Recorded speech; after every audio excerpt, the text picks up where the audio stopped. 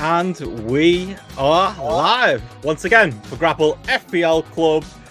End of the first half of the season party, we're calling it. Andy's here, Chris is here, James is here, and joining us, the one and only Martin Bushby. Martin, how's it going? It's going great, mate. I'm a bit confused though. Where's GRAPPL Gareth? I thought you'd invited me on here to talk about, the great England rugby league team. Well, I mean, I thought we were going to be talking about that for an hour. Is that not what's happening here tonight? I thought that's why you'd invited me on. GRAPPL Rugby League coming to 2023, maybe. I'll leave you to. I mean, it must be a great team when it's beating, the mites of Papua New Guinea and Greece and all the powerhouses. No, but in all seriousness, Benno, cheers for inviting me on. Obviously, I've said multiple times on Twitter, one of my favourite shows of the week. So yeah, great to come on and get the knowledge from you guys about why I'm bottom of the league and I have been for about a month. We were saying this, James. It's an intervention for we had the Matty intervention last week. We're gonna because Matty's gunning for you, Martin. He was saying at the end of the show last week he's made changes. Pulled the trigger. That wild card's active, I think. Got him on you. So we thought it was only fair. We'll give you our wisdom as well. Not that we've got any to share, but you are our one podcast listener, so we appreciate you making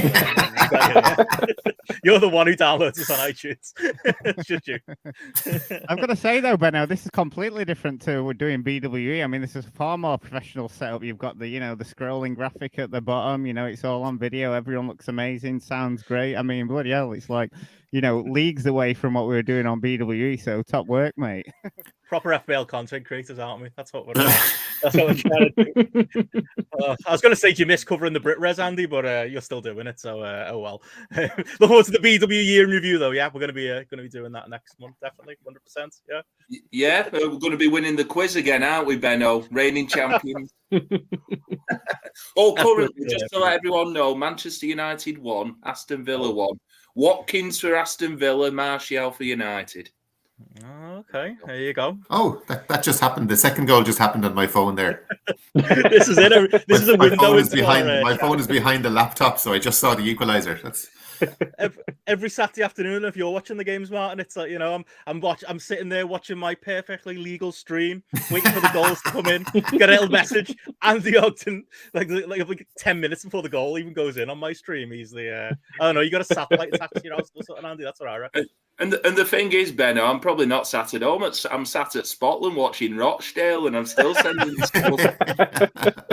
Sort of about the internet signal up there. Yeah, I did that with the Philadelphia Union game, in the MLS playoff. I was like, oh, they've scored in the 124th minute to win it, and then I think Eddie and other people like 3 minutes later going, they've only just scored now on the live stream. How have you? But I was watching it on Paddy Power, so they must have had a better stream or something. They were just like. And I still didn't cash out in time because Bale scored the equaliser, and then that was some match. Yeah, it was actually quite nice to see like a full crowd be really into a game, like American soccer, I guess is the best way to describe it. And it's just like that Philadelphia crowd really wanted that win, and then they were the underdogs in it, and then LA, equalising in the 128th minute or whatever. Yeah, ridiculous. Oh, see, that's been keeping our chat live. Also, I know the England team coming out today, which I only know about because of you guys in the chat. Sorry, Jamesy, for this section of the podcast. Like, I feel a bit like it's like today. I was in work, and one of the lads is like a Liverpool supporter, and I never really see him, but he's one of those like confrontational. Anything you say, he's trying to have a dig at me about Everton, like I give a fuck. I'm like, does he not know you at all? No, so I'm trying to like keep up with the conversation, and I'm like, oh, Salah's not having a very good season so far. And he's like, what are you talking about? He scored 8 goals. He's our top goal scorer. He's having a great season. I was just like, yeah, this is a different game we're talking about here. We're having two completely different conversations. I'm like, right, but he's won 9-0 and he didn't even get an assist. Like that's all I've got to offer to that conversation. So I felt that bemused seeing the England team drop in today. Is it representative of FPL? Is it a fair squad? Anybody got any hot takes on it? Calvin Phillips is alive. That's what we found out today, weren't it? I saw Chris's tweet earlier. It was like, I thought he was dead. Yeah, I think somebody said he's played 46 minutes this season, and he somehow got 30 of those were last night. Yeah. It's just like, I mean, nobody else really plays that like defensive midfield pivot sort of role, I guess, in the English really. So I guess he gets in because of that. Him and Declan Rice will probably just settle in, like switch that role over. But yeah, the England squad's just heavily balanced in the wrong places, sort of thing. Yeah. Well, that's the thing. It's like the obvious thing for us, FPL. Well, for me, FPL players, where's fucking Trent? You know what I mean? Where's James Toney? Where's it? What's going on? It's like, surely he's got loads of points at FPL. Is that not all you need to get in the squad now? Well, the thing with Ivan Toney, it's all the betting scandal stuff. What happened like 7 years ago, just coincidentally, has come around the World Cup selection stage. It looks like Southgate's just gone for ones who've done him well in the past, like Slabhead, Maguire, and obviously Luke Shaw. I think Raheem Sterling, even off like current form, wouldn't get in the side, but he did so well in the previous like tournaments. I guess he's thinking, he'll do it again. They'll show up for the bigger case. The thing with Southgate is you've got to remember he picks the England team as if it's a regular squad, and he just picks 20 of the same 23, 26 players as a consistent basis, and then just uses other people around the periphery sort of thing to get them in the squad and in the training and see if they'll fit in. He tries to keep the balance out of the team. That's why you get Maguire playing and Sterling playing, because he plays them in specific roles, and that's why he picks them. And for a long time, that's what people cried out to do. Like, everyone's like, you can't force Gerrard and Lampard to play together because they don't work together. So pick a team that would work together. And now you pick a team that work together, everybody complains that you're not picking all the best players. So where's all the stars? Yeah, exactly. Where's the big names? So I don't know.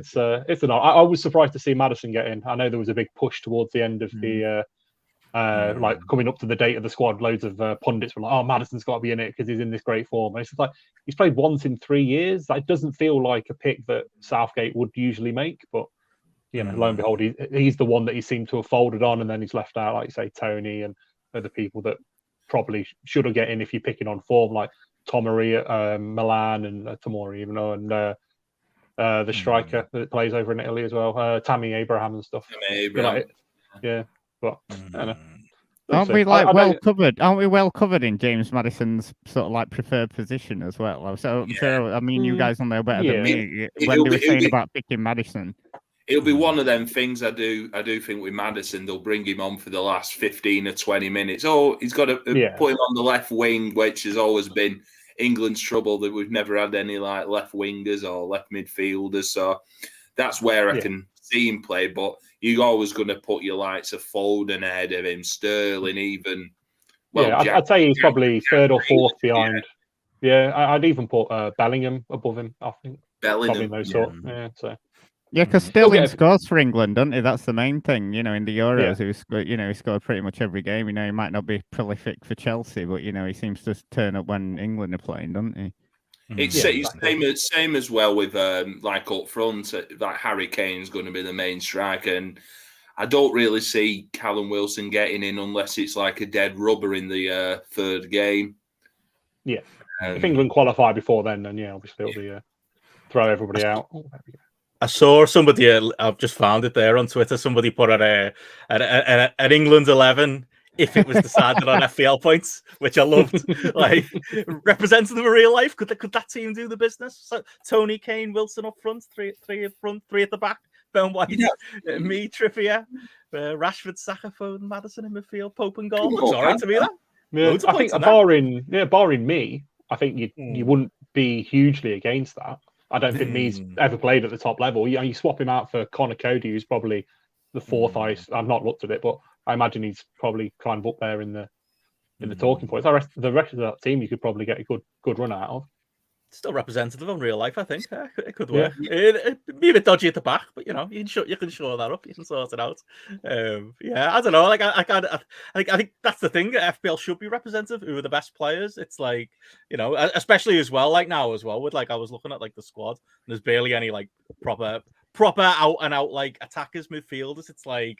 It's kind of turned into like FPL terms now, isn't it? Where there's basically defensive players and there's basically attacking players. There's going to come a point where like every team's just going to be like that. There's going to be no such thing as defenders, midfielders, attackers. Benno, who's playing the N'Golo Kante role out of that midfield for? Bloody hell. No one's talking about that. There'll be just a huge gap in midfield with all them buggers going forward. I think that's the one difference I think between FPL and real life is that you just need that player in the team to balance it. Your defensive midfielder or your guy who passes the ball from deep and assists the assist, which has no value in FPL. Someone like a Christian Eriksen doesn't do great in FPL, but like excellent player, you know what I mean? Is always playing the pass to the guy who gets the assist and that kind of thing, So I think that's the one difference really. Three big lads up front as well. It's like a Allardyce team, innit? Big fella. If you were chasing a game, that wouldn't be a bad 11, Oh, yeah. You're 4-0 behind, you need a few goals.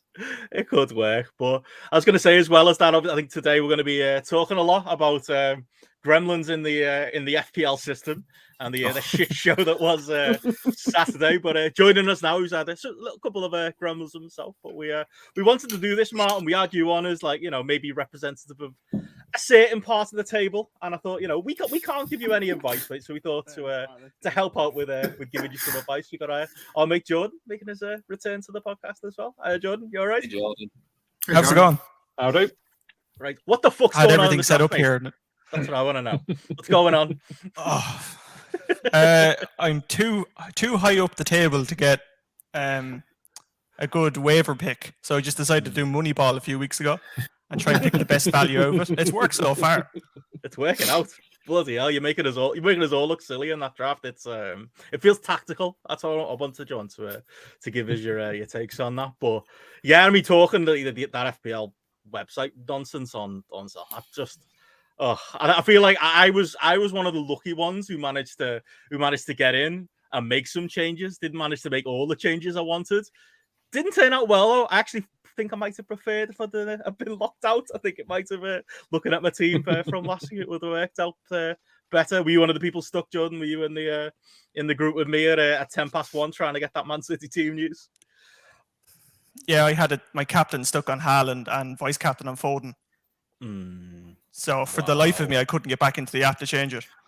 Oh, it was horrible. So I spent a good 10 minutes trying to pick, load the app up, click into it, click on Salah captain. I did that for 10 minutes and nothing saved. Oh, I was the same way because I was watching. I don't know. Was that Chris? Were you watching Let's Talk FPL? Watching Andy because I was watching his stream and he was literally telling people stop using the website. Everyone load the app. I just keep hitting the button, and I felt like that was just making things worse. I was one of those people doing Mass that. panic. Were you there as well, Chris? I'd actually made my transfer about an hour earlier, so I'd missed the rush sort of thing. But it was quite funny watching everybody else have a meltdown over what was going on because I was waiting on news for a while, but I'd just eventually just gone, screw it, I'll just make whatever move I was doing, and then just watch the chaos that ensued. So yeah, I was for once quite lucky with the move that I made. Oh, I could see your frustration, Jamesy, boiling over. Done a lot of tweets tagging out official. Oh my god! Because I was out with the family, and I had delayed my transfer because I was waiting for this Man City team news, and I thought all I'd need to do was just a quick check on Twitter, see who was in and out. I had all the eventualities planned. Like if my two concerns were Haaland and Foden, basically. So I was like, right, if one doesn't play, I do this. If they're both left out, I'll do this. So the news comes up. What was it? Both benched. So I was like, that's fine. My plan was sell Salah, sell Foden, and get KDB and Bowen in. So it's like, grand, no problem. Got the news. So we were sitting down at a park bench in this park. We just got some pizza. There was a market on. Got the bit of lunch. I said, 30 seconds. And I don't like having my phone out when I'm with my wife and kids. Like I like to kind of, not be sitting there with my head stuck in the phone. Make my transfers, put the phone away, and enjoy the rest of the afternoon. And of course, the fucking thing crashes. And I'm like, Jesus Christ. And I had to sheepishly go to my wife and say, look, you know that stupid thing that I do the podcast with the lads about on a Thursday night? I have to get this transfer done. So I said, I'm just going to go for a walk here for 5 or 10 minutes and get it sorted out because I didn't want my kids. And that was the other thing. The fucking reception was really bad where we were. So my reception on my phone was going between 4G and that old one H+. Whatever. I don't know if you guys had that. It's like 1G. Just a nightmare. Just refreshing, pressing it. Like I was able to get to the point of making the transfers multiple times and hitting confirm transfer and then nothing. Get the error 404 screen and just kept doing it until half one and then just had to give up. And really, it's so annoying and frustrating. And sent some angry tweets to the official FPL account. some poor intern had a bad afternoon, I'd say, working there on that. Oh, when like Andy Murray and that snooker player were all like, "This is a Neil disgrace." Robertson, yeah. No. FPL didn't help themselves. They had like the auto tweets coming out as well, didn't they? Like, how's everyone's captain looking? And everyone's like, fuck you, you cunts. All the replies were just cunts. I don't think I was like watching that Andy stream. He was going, what should really happen when that happens is surely the kickoff should be like not the kickoff, but the start of the FPL window should be extended. The deadline should be. They just don't. They're just. Maybe it's a good thing. They're very black and white, aren't they? Even when the shit hits the fan, everything goes wrong. It's like, nope, the rules are the rules. Job done. But it was the way. I bet you were sitting there, Andy, waiting to make another 16 hits. That type of thing. Actually, I was in the Crown and Kettle in Manchester just before getting on bus to Avro FC, and I was hanging on that Foden and Ireland news, and I was thinking, oh, if Ireland's out, I might have to make 2 or 3 transfers. So when I found out they were bench, like, oh, all I can do is like take Shah off my bench for Foden, and I thought, oh, it'll confirm, and I got all that, and I didn't find out till later that he didn't go through. I thought, you fucking bastards. But yeah, no, it just was what it was, really. Oh, James, just to let you know, Aston Villa 2, Man United 2-1, yeah. IWC Bailey scored. Oh God. No, it's down Who's that YouTuber who's flown over from America or something? And like Ronaldo's his favorite ever player, and he's come with the Ronaldo shirt and everything. And he's turned up, and Ronaldo's not even fucking playing. He's not even on the bench or whatever. Waste of flight. You love to see it.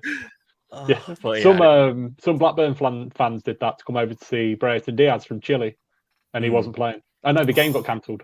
It was just like the game just got cancelled on the day, and they'd flown over from Chile to watch him. He went down and saw him and stuff, like because it was like everybody was at the ground, and then the game got cancelled for something. I think it must have been during COVID or something, maybe. They wouldn't have been able to fly him, would they? Well, maybe they would have. It was the other week, wasn't there, as well, when that game went off? When that game week got binned off with the Queen, there was a lot of people who were flying over for that week as well. Oh, it's devastating when that happens, but yeah, I mean, I was going to say, just on the FPL thing, we talked about it last week. Do we have any solutions? I mean, we said, didn't we? I think we predicted it, lads. We got it right. We were saying, this might happen again. They might, with Man City being the first game again. It's one of them, innit, Chris? It's like we're all the very engaged managers who we're trying to cheat, aren't we? We're all sat there at 1:10, hoping some the know releases more information, and it's us fuckers who are crashing the servers. It's not your regular FPL player, etc. Who's done their moves. It's our fault. Yeah, exactly. And it's obviously, with the game ever growing, the more and more people are engaged, it's going to require more and more bandwidth or whatever you need on the back end of the websites to suddenly have 1 million people trying to make transfers or whatever. But I mean, I've said before, I play Fantrax Fantasy, and you can make transfers up until the kickoff of each game. So if you've got players playing in a 5 o'clock game and they don't make the team, you can still transfer them out, transfer somebody in that is playing, and that sort of stuff. So that goes all the way up until kickoff for each individual game, and you can you can sub them out to your bench, or you can transfer them out completely off to the free agency and that sort of thing. And I mean, obviously Fantrax has a lot lower engagement, but it works, and it stops people, because then people still have to hammer it to try and move Haaland out, I suppose, but you probably cut off a few people who don't mind him being on the bench, or if you're doing it all the way up to kickoff, then obviously you've got that extra hour to use. But I don't know. I mean, it looks like they're trying some different things in the World Cup. I mean, points wise and that sort of stuff. So maybe they're obviously aware that they need to start making amendments, but they can't change anything halfway through the season, because everybody complains that you're beginning to change the rules halfway through a season. So there has to be something that will come in over the summer. Chris, I was watching FPL Andy's World Cup, going through it all, and he said something that you can change your captain per game day. Yeah, they do that in the Champions League game. I found amazing. Like, oh bloody hell, you'll be happy. Yeah, it sounds like you're like reading up on the the rules and that. It sounds so much an easier game than this actual the FPL one. When changing your captain, which maybe even with the FPL one, like if there's Saturday games, you have a captain for them. Then and when there's Sunday games, like this past couple of weeks, there's been about 6, aren't there, on the Sunday? You can have a captain for the Sunday. Tinker's dream. I mean, you can slide it and that sort of thing. It's the sort of thing, isn't it? You go, I've got Harry Kane playing on England on the Wednesday, and then if he doesn't perform, I can switch it to somebody else on the Thursday. So it's an interesting dynamic. I think it works quite well on the Champions League stuff. What do you reckon, Jordan? Are you up for it as well about the captaincy thing? I think it's the same in the Euros a few years ago, where it's like you can change it every day. But the thing is, if your captain on the first day performs well, you kind of have to decide then, do you want to go on to the guy in the next day or somebody else after? It's the risk, Andy's taking that gamble every day. Oh, 16 points still going for it, Mr. Chips. I've got to have some interest, Anna. He'll be like, I've got a feeling about Senegal, lads. I'm gonna. What do you make of it? And it's like, I suppose you're more of a newcomer to FPL and stuff. Were you online at about 1 o'clock watching all this happen? Your moves already made? I don't know. What's the what was your kind of outlook on it? I'm like Andy. As soon as the games are finished for last week, I'm making my transfers like pretty much the night before. Yeah. It's funny though because you were talking about Ben Mee earlier, and I've got such a fucking horrible relationship with him. Whenever I play him, he don't play. When I don't play him, he scores a fucking goal and gets 11 points. Played him this week. I'm like, 11, fucking do it this week, Ben. No, left Saliba on the bench, 8 points. Ben Mee gets fucking 2 points or whatever. If he's not in Ben, he definitely needs to be in your troll team, Jamesy. But I remember playing FPL, filling it out in the paper, getting Andy Cole when he played for Newcastle and stuff. But like, you'd send it off, and then you'd forget about it, wouldn't you? I think they had transfers in January or whatever where you could write in and that. But yeah, I completely forgot about it. But as far as on the app, I've only been doing it since you guys brought it to my attention. But I'm proper missing Vardy this year. He was always my go-to the past couple of years, and now he's just fucking fallen off a cliff, hasn't he? So, but yeah. It was always a good differential, and then this year it seems to be his last year as a leading striker. I think it will definitely be Iniasio or the other lad Daka going forward at Leicester. He's lasted a couple of years longer than I thought he would. As a player who relies on pace.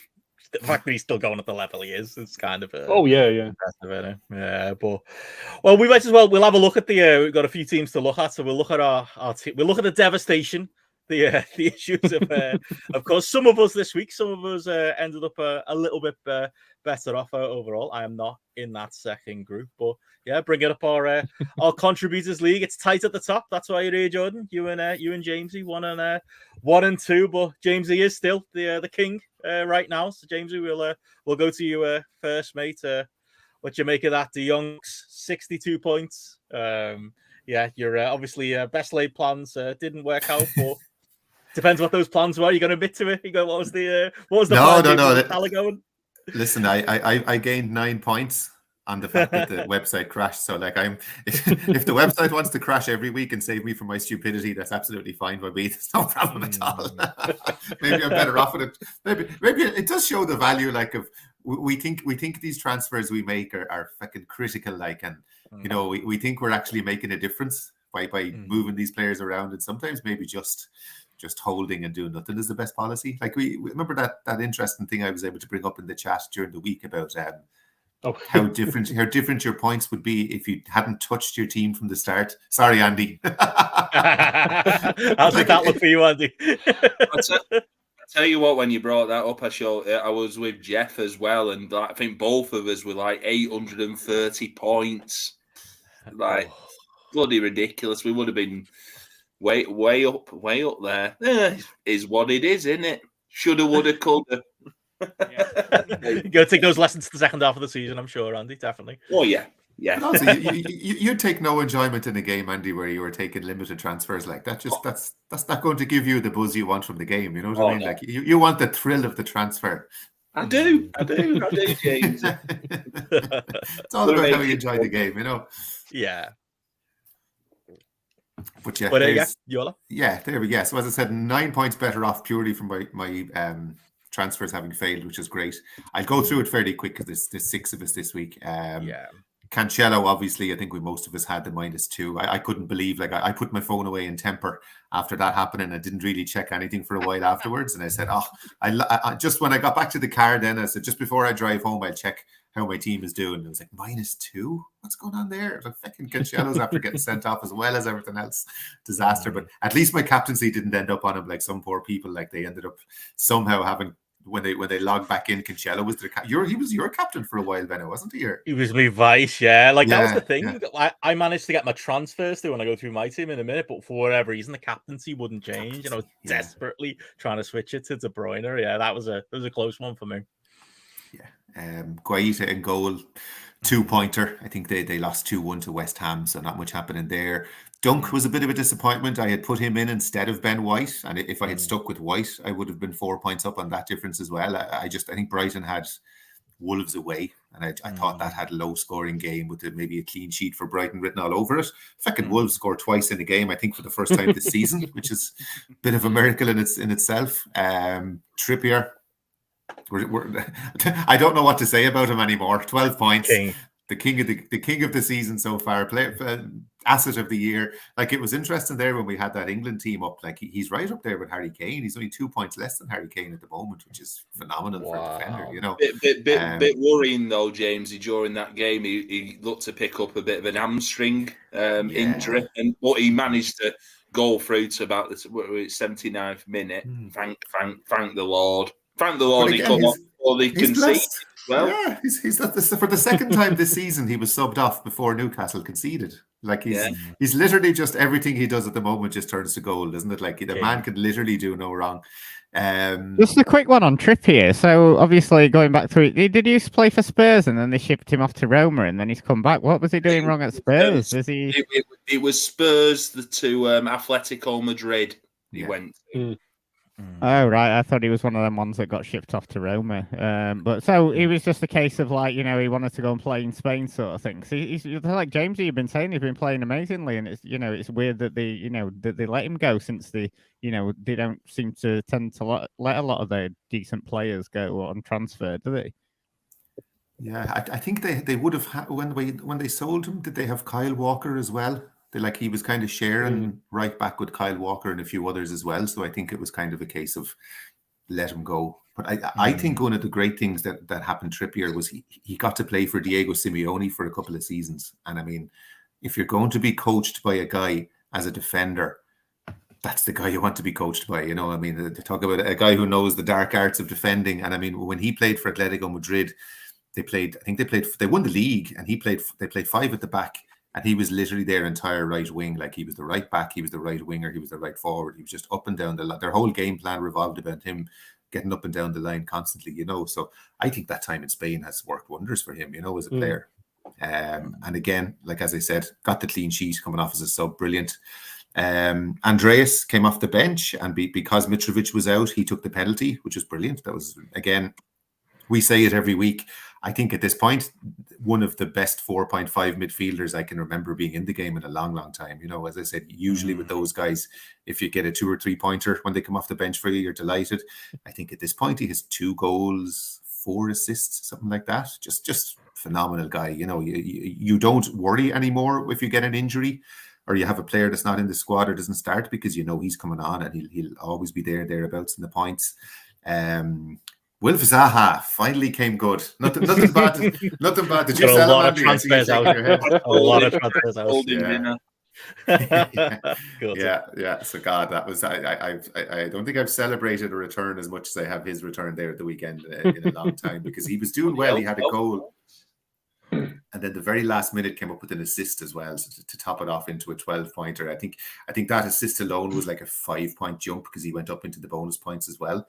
Foden, 1 point again. We'll be doing our troll 11 later, and it's no surprise to know that he's in it. Just I don't know what's going on with that guy. Like, that's 3 weeks. Like, we all brought him in instead of De Bruyne for the most part, thinking, surely there'll be plenty of returns here.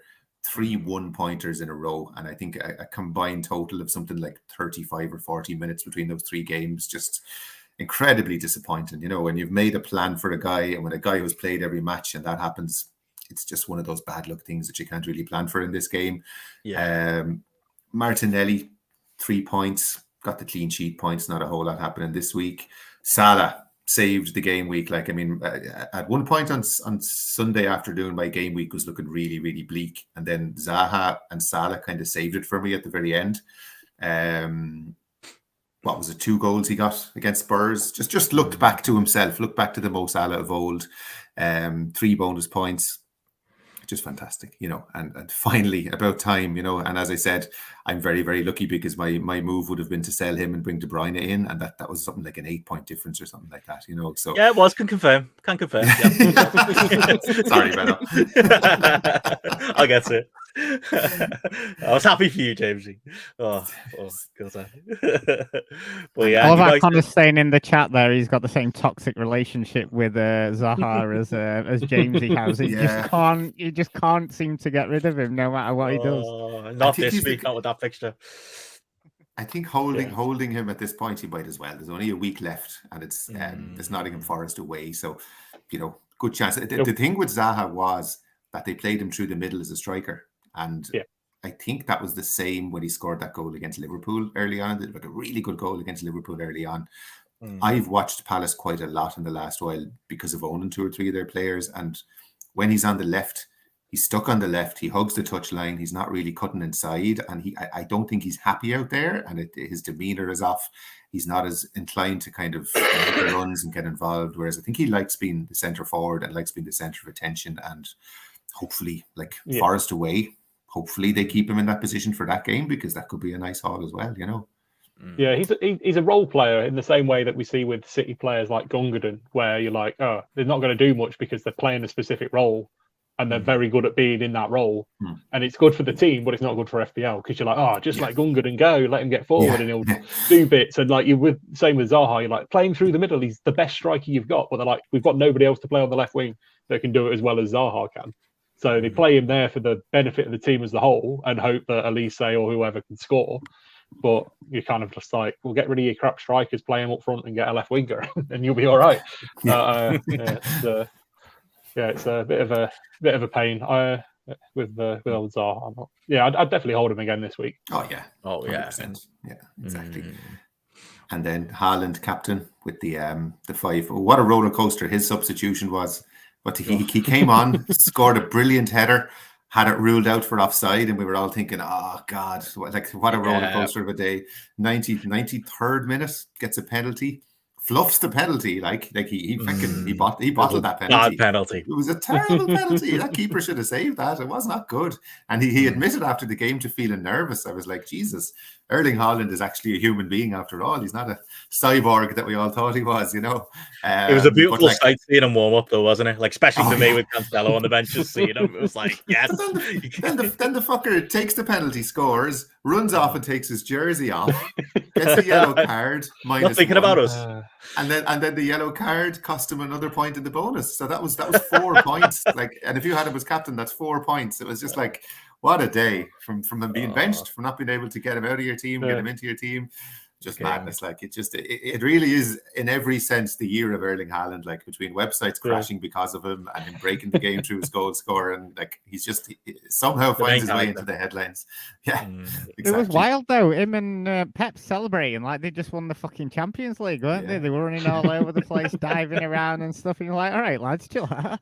The thing is, at the end of the season, them sort of victories will look back on and like, bloody hell, we were lucky to get 3 points there. That you always remember Man United with Bruce and bloody whoever, not Bruce, bloody Fergie and Brian Kidd running on the pitch against Sheffield Wednesday. Bruce got the 2 goals, didn't he? 2 headers. Got 2 goals, didn't he? Yeah. That was like the second last game though. That was right at the end of the season. Great days. And Jesus then 2 points again there at the end. Not a whole lot from him this week. But one of the big look at my bench again. Fucking Ward 6 points, and White. I thought I was being smart because Chelsea away, tough game. Thought definitely I'll leave him out. Yeah, so I thought I was being smart. But if I had just left him in for Dunk, I'd have another 4 points. But I have to say, after the way the weekend started, 62 points. It was a decent green arrow. And as I said, a pure stroke of luck to get 9 points extra from a website crashing, So I'm not going to complain one bit about my total for this week. I'll take it and run any day of the week. You've done well, mate, and you've got chomping on your heels. You managed to keep the difference to only 1 point. There's our Jordan coming in second. Jordan, you're in the unfamiliar territory of chasing here, mate. What's going on there? How's your season going so far? How would you categorize it? It was going pretty well until a few weeks ago, and that whole KDB to Trossard to Foden debacle that dropped me down from 6th to 10th, 12th, in that part. Devastating. devastating. But yeah, 63. Got to be happy with that overall. You know, just with the website issues and such. You know, one point closer to Jamesy, which I'm sure is your main target. Yeah, for now anyway. Yeah, just get past him and get to the top of the league, you'll be fine. Oh, amazing. Well, yeah, do you want to run us through your team? How's your game week gone? Yeah, I've had Pope the last few weeks for Newcastle. They're doing pretty well, but they give up clean sheets very late. It's more than once now that's happened. Where it looks like it's locked in, and then the defense falls asleep, and suddenly they're just a random goal gets scored. Yeah, I've had that problem. I think it's probably because they run so much. Like, they press constantly, so they eventually tire out, and then a team can catch them late. Yeah, the subs get made. They're not focused. They don't get up to speed quick enough. Yeah, that's it. That's it. Yeah. Oh yeah. How about the rest of you lads? Cancelo and Trippier are the same as James. I had Trent the last 2 weeks. I kind of regret it. I got drawn back into getting him again. That old game. Yeah, you think he's going to return good fixtures and stuff, and then he can't defend for shit, you know. That's why he's not in the England squad, isn't he? Yeah. It's one of them. The attacking points aren't coming. No, it's rough. That the same then as Jamesy in the midfield, basically. For the life of me, I couldn't get Salah as captain on Saturday, and that that would have doubled in the end. That would have. You'd be top of the league now. Yeah. Yeah, you'd be paid off. those points. You got IWC Solanke up front though, looking good. 6 pointer from him. Yeah, he's had a few returns the last few weeks, and for the price, you can't really go wrong on him. I think it's 2 goals and something like 3 assists. I think is it? Have you had him for long, Jordan? Oh, since that whole week where everybody was going IWC Solanke, he's been in since then. Right. You started it. Yeah, probably. But yeah, he's been all right. Like, and I had him in week 1, Solanke, and then I got shots of him in week 2. Oh, devastated. It's use money elsewhere is handy enough, but yeah, I had him, and I think Johnson in week 1 because they were the 2 top scorers after Mitrovic. They were the top scorers in the championship, weren't they? Solanke and Johnson from not Forest, and Johnson's obviously done fuck all this year, hasn't he? Yeah, that's it. And Wilson up front as well for you. I was sharing your pain with him. I was hoping he was going to come good. Still flagged. 45 minutes played. He was sick or something, was it? Like the flu, or it was an illness of some kind. But yeah, came off at halftime. They were saying he was fine though. Like I was put off by it, and it was making me rethink the transfers I was planning last week. And then it was like, oh no, it sounds like he's all right. It sounds like he's gonna. Yeah, I shouldn't have gone for it. That was a sickener. Seeing them score 4 goals and he gets half a game and he's off. Like that was he's not my biggest problem this week, but yeah, I share that same amount of pain with him. When did you bring him in? Just there last week. Just for this week. Yeah, that's a killer. Did you consider going elsewhere with Newcastle? No, not really. That was the move I wanted to make. I wanted to move Mitrovic on, and he seemed like the best option. So I couldn't really mess around enough to get Almiron in the team. Yeah, that was my problem too. It was fitting him in. He felt like the obvious one. Almiron's your favorite player right now, isn't he, Martin? The living doll. Yep. Cheers to Andy for that one. I got a big pop out of the work office calling him. What was it? Ventriloquist doll. I went, he looks like a ventriloquist Bobby. Everyone rolling around laughing. I went, I can't take credit for that one. It's you should have plugged his podcast, Martin. Martin, there was another lookalike of Almiron, which is one of them Dol Mio puppets. Mamma mia! It's just that dead look behind the eyes, isn't it? Brilliant. Oh, I love him. Yeah, I was the same both of them. Are you planning on keeping Wilson this week, Jordan? Have you heard anything about his fitness or? I haven't heard anything, but I think I'll keep him probably, unless if it was just because I'm thinking of bringing him in for Mitrovic, and if it was just a bit of a head cold or flu, then surely 7 days rest should be plenty for him. Like he should be grand again, he'll be fine. And he's in the England squad, so clearly there's no big injury or anything like that. So yeah, he'll be grand. I think I'm keeping him in my lot. But yeah, all in all, 63 not too bad there, Jordan. I think can't complain after the bad week. Oh, that's it. A lot of people doing worse, myself included. But I'll go to my lot next and get it over, get the pain over quickly. I was in for 52 points, but with a -4. I went all Andy this week, even with the site down. I think it made it. I don't know what it was. Just like maybe I would have thought it through more. Maybe I would have considered, some route to get to Armoron. Maybe I would have considered, reconsidered taking Salah out. It was almost like that because of that 20-minute panic, it was like, I'm just going to go for it. I considered just doing a straight phone to Armoron and just kind of sitting with that. But I just decided, sorry, I've gone in. I haven't got time to think. I've just got to, like those that meme that's been going around with the old bugs playing the slot machines in Vegas. I was just hitting the button over and over again, hoping it was my changes were going to go through. And if I'm honest, I think it probably would have been a better story for me if they hadn't. But yeah, for my team, Pope and goal on the 3. Ben White, who's been of my latest transferred in players, he's actually been the star. On his 5 points, steady and consistent. Cancelo on -2, as James alluded to, was looking dicey at that point. I was regretting every decision I've made in my life that had led to making him my vice captain.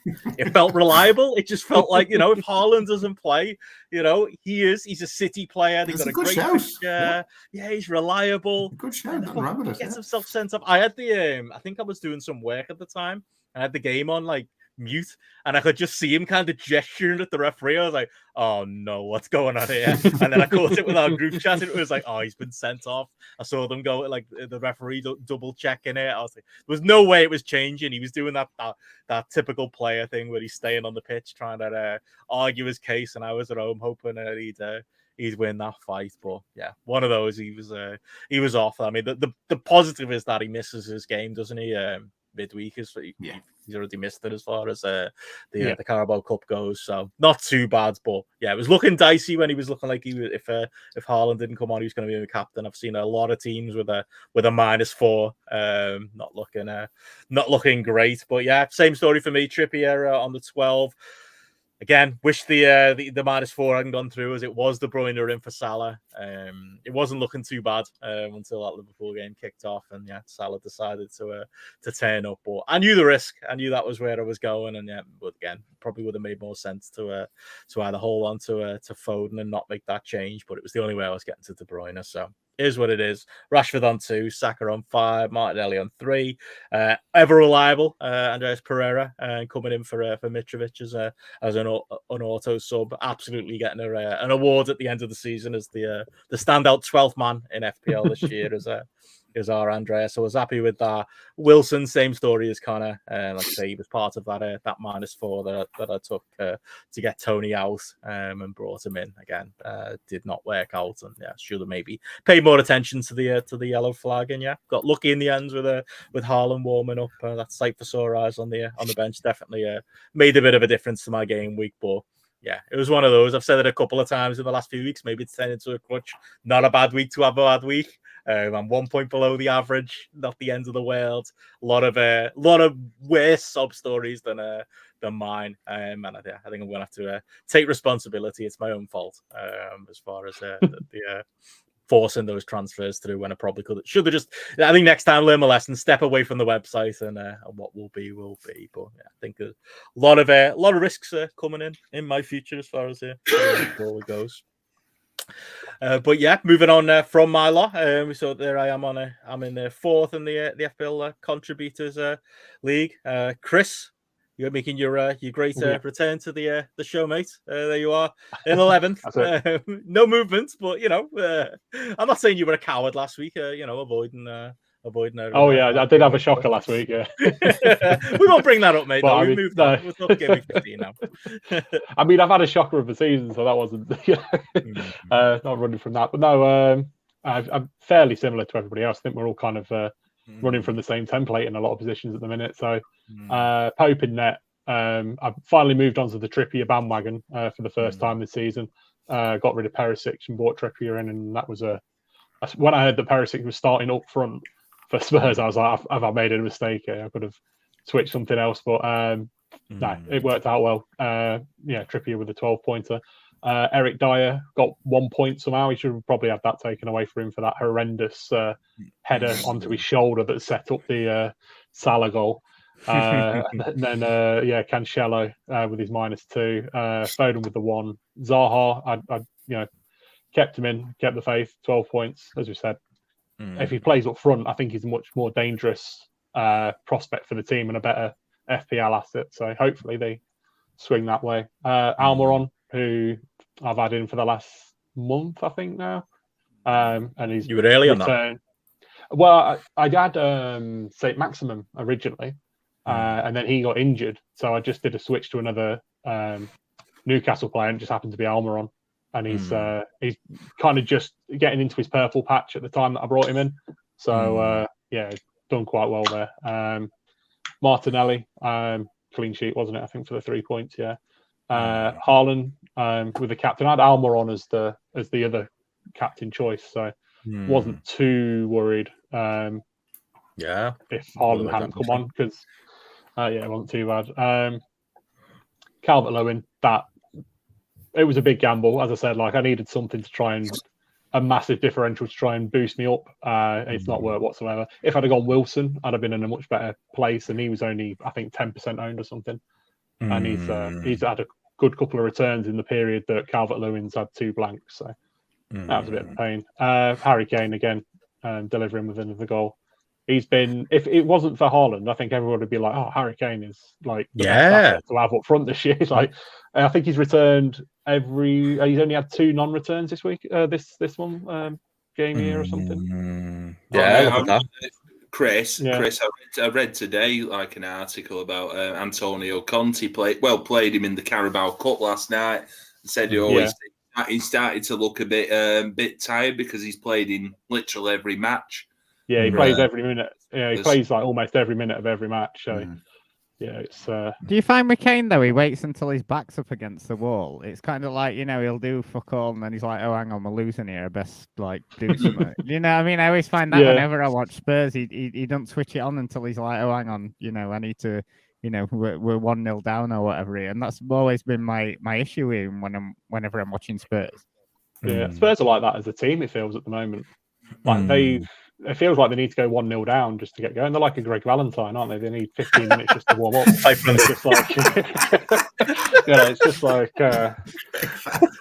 just a bit of a weird one with how they're doing at the minute. Like we always say in the chats whenever they've got the games on, you're like, well, you can tell they need a keeper, you can tell they need wing backs, you can tell they need a pivot midfielder sort of thing. It's just like they've got the Conte refuses to play in any different way.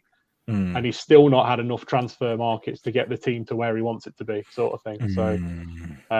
So it's kind of just continual growing pains while he tries to force these, square pegs into round holes, sort of thing. Sorry, Chris. Just a sidebar while we are talking about Spurs. Where we all at with Son?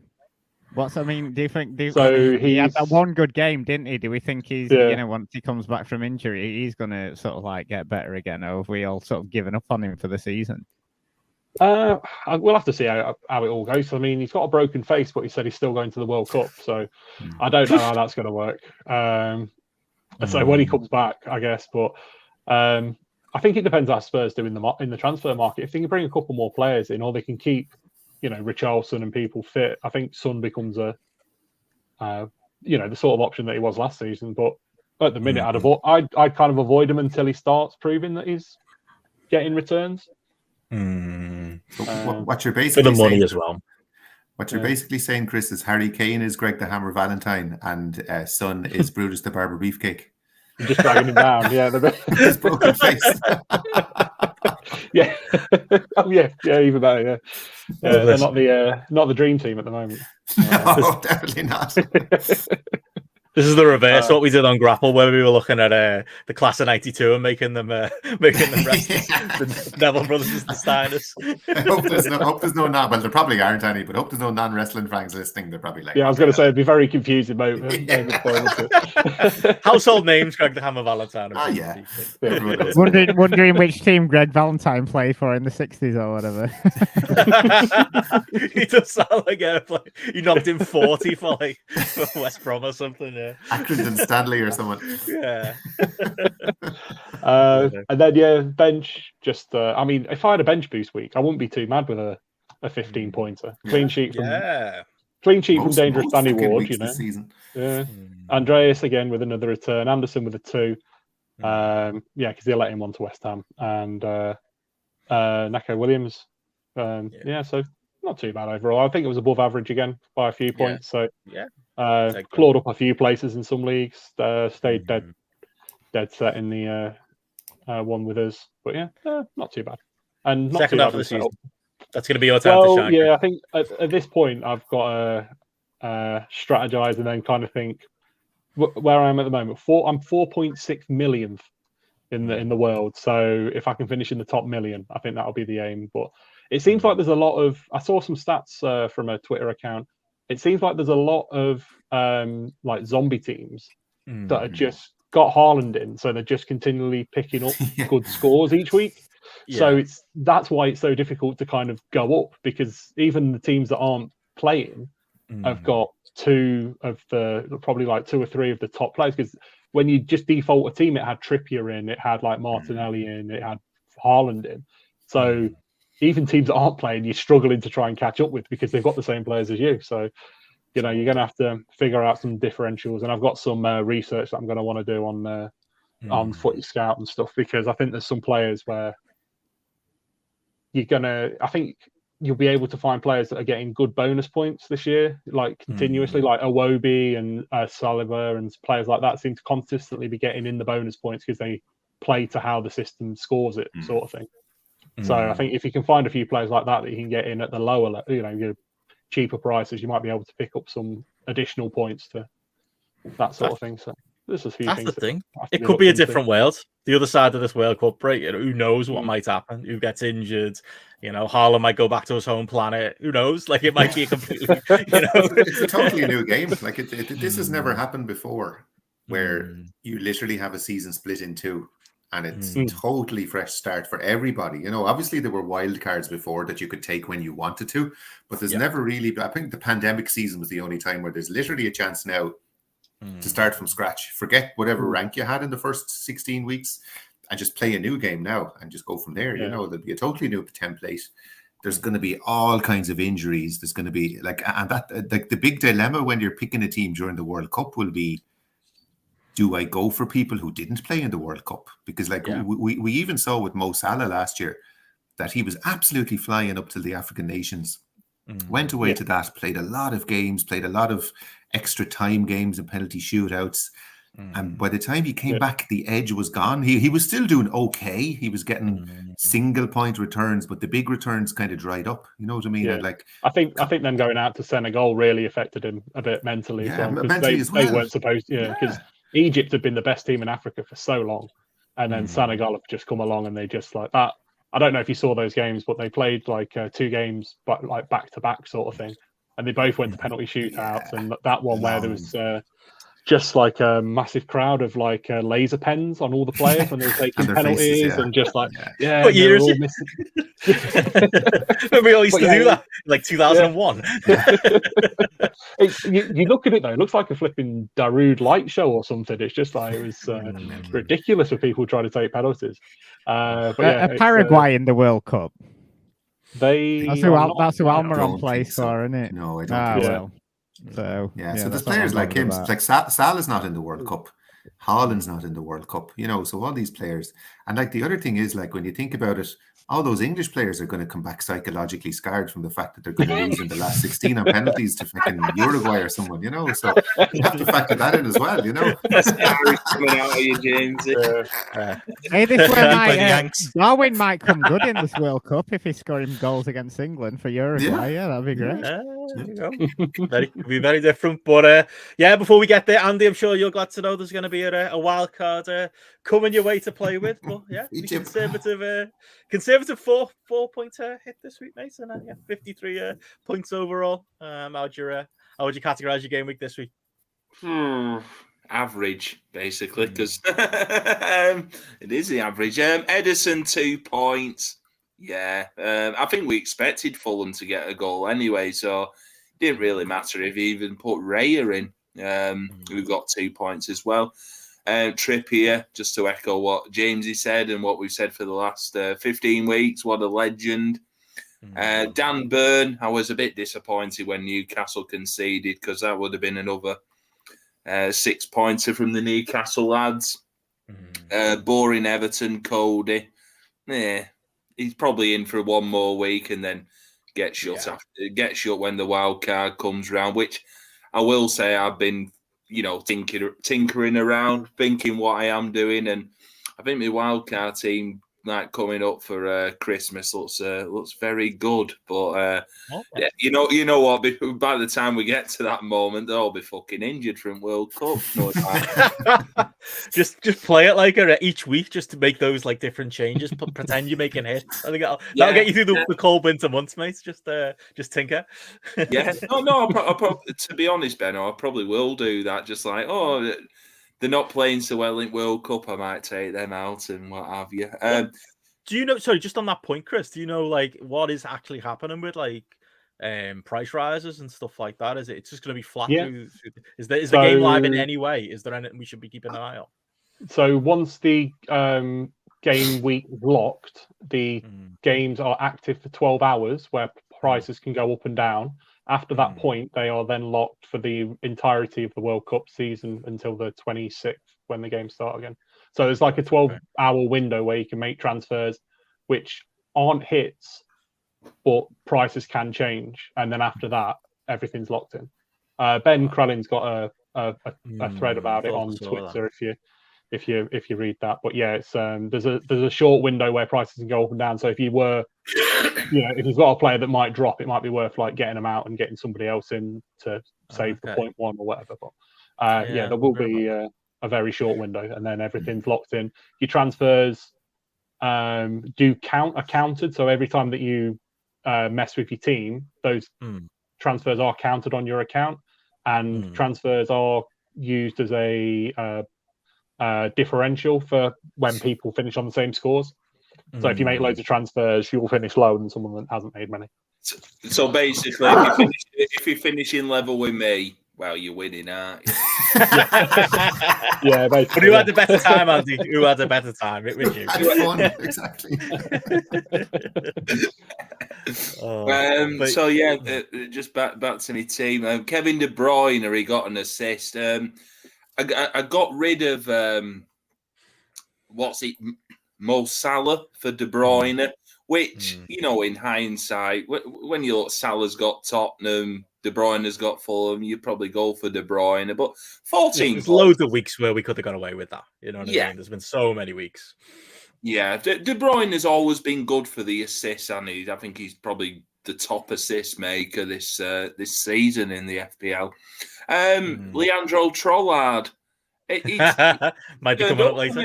He turned up for me, even though I got rid of that arsehole Wilf Zaha. I'm happy with me 5 points from Trossard, even though it was an assist. Could have done with them 12 points from Wilf, but bit too late, Wilf. You're out and never coming back, mate. Phil Foden again this week. It's coming. Yeah. Phil Foden, obviously, we lived through all that agony on Saturday about 1:15, trying to change him and what have you. Martinelli, 3 points.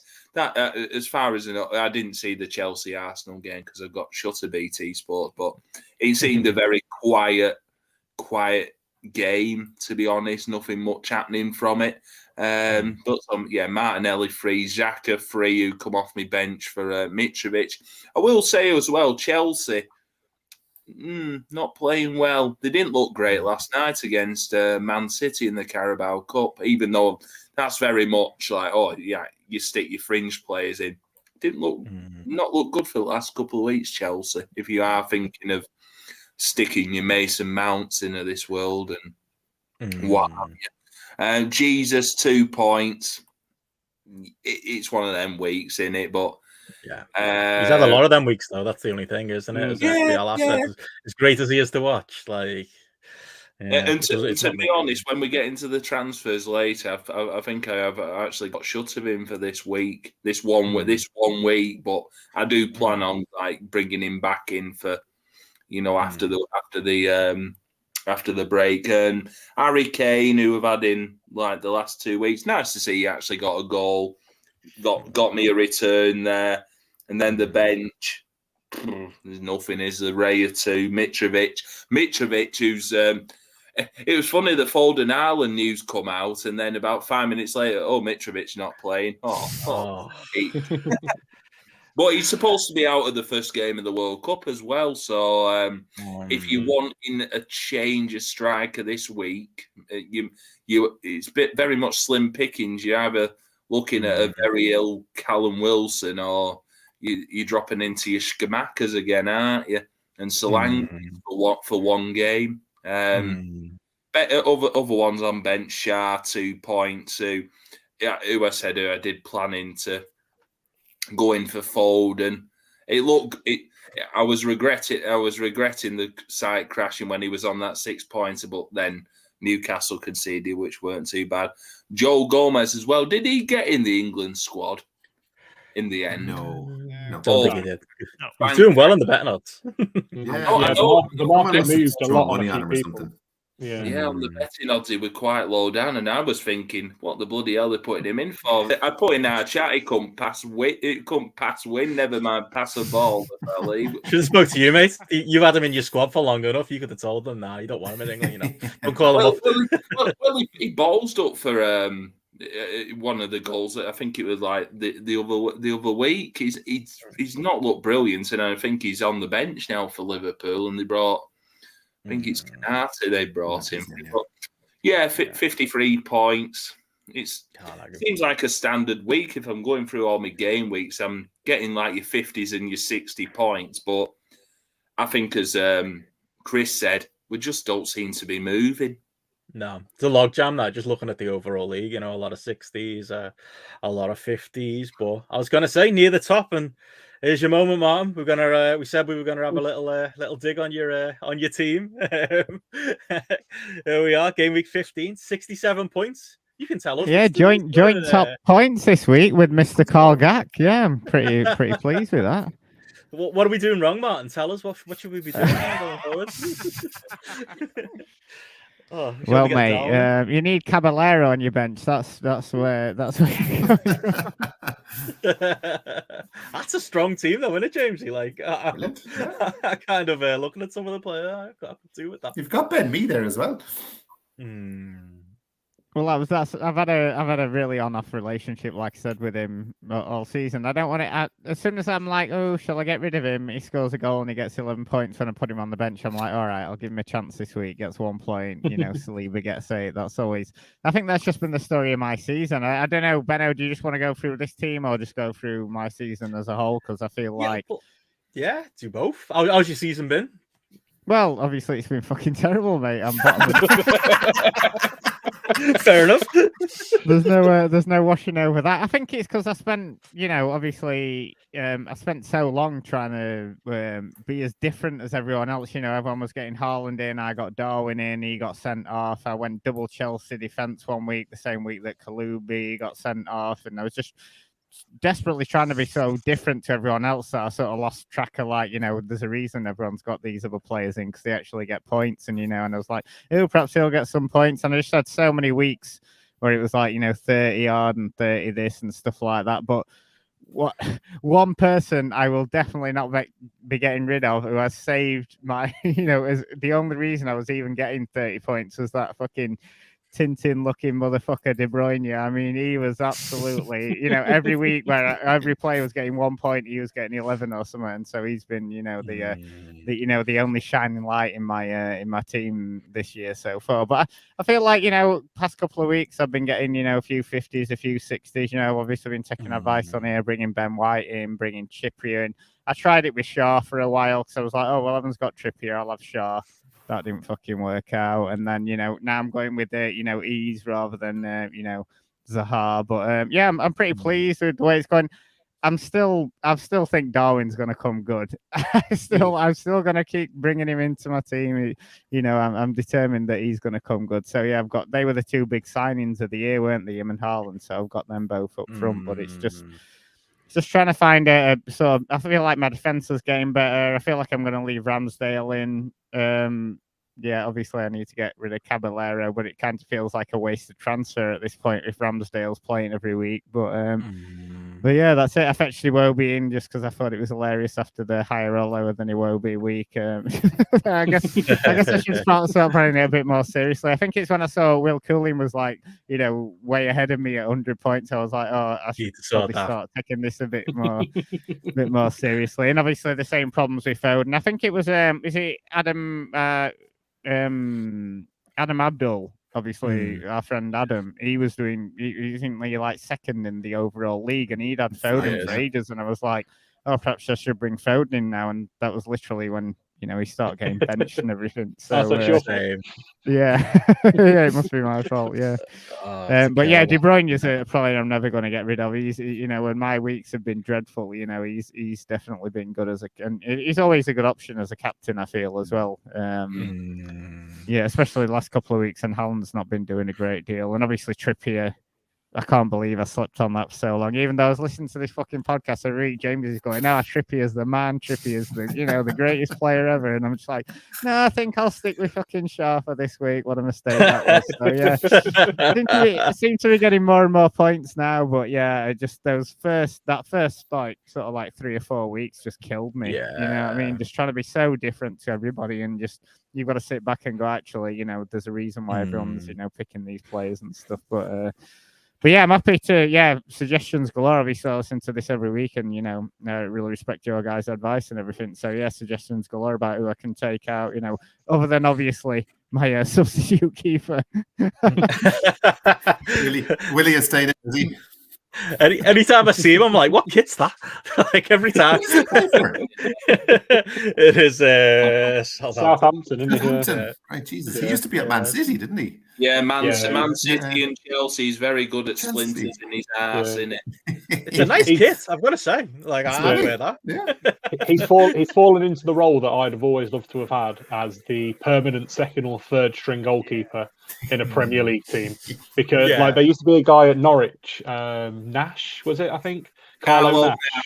And like he's been a reserve goalkeeper for 20 years. I was like, what a career! Like you come on in game, you're just like you're so good at football that you could probably play for a team lower than the level that you're at, but you're always going to play in a Premier League team on the bench. When you come on, it's because the keeper's just got injured, probably given away a penalty, so you're not expected to save it. And then the team's already one man down, so you're probably going to lose anyway. So it's not your fault that you've let these goals in. And then the only other time that you play is in the Carabao Cup for the kids, and who cares what happens there? It's just like perfect. 20 grand a week, sit on the bench. Here we go.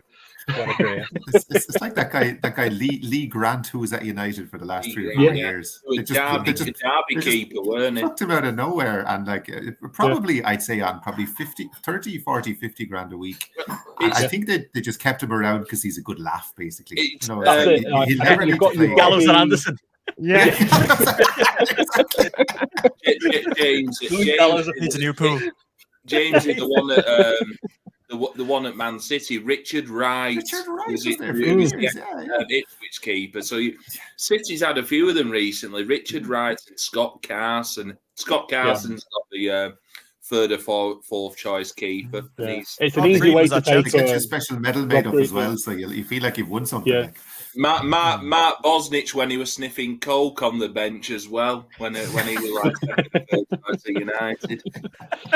I tell you what, there's a Netflix documentary in this, the reserve keepers. You know what I mean? Just like, you know, your career, you know, just sat there earning 40 grand a week, and it's like they're sat in a mansion. And he's like, I literally played one game my entire career.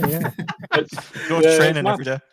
Yeah, that's it. You've got to be a good laugh because you're at training every day. You've got to be able to keep the morale up. You've got to, you know, you don't mind putting a shift in, like in training, and you know, you'll get the bibs in and you'll put the socks in the bin, or you know, in the washing bin or something for everybody, so nobody ever picks you up on any of the bullshit stuff. And then you'd be like, "Yep, come on, lads, go and play 90 minutes for us, bring home the championship." And then you just sit there and do He organises the Christmas party every year. He's the guy that gets all the money from everybody and organizes and sets up the WhatsApp group to tell the lads where to go for their night out and everything. And organizes Secret Santa.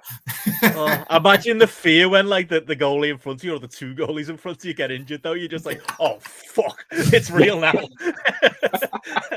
You remember Champions League final or something. Oh man, I can imagine a dream team episode where the third choice keepers have never actually played in goal before, so he doesn't know what he's doing. He's just been scabbing it the entire season. He's like that. He's like, what's going on?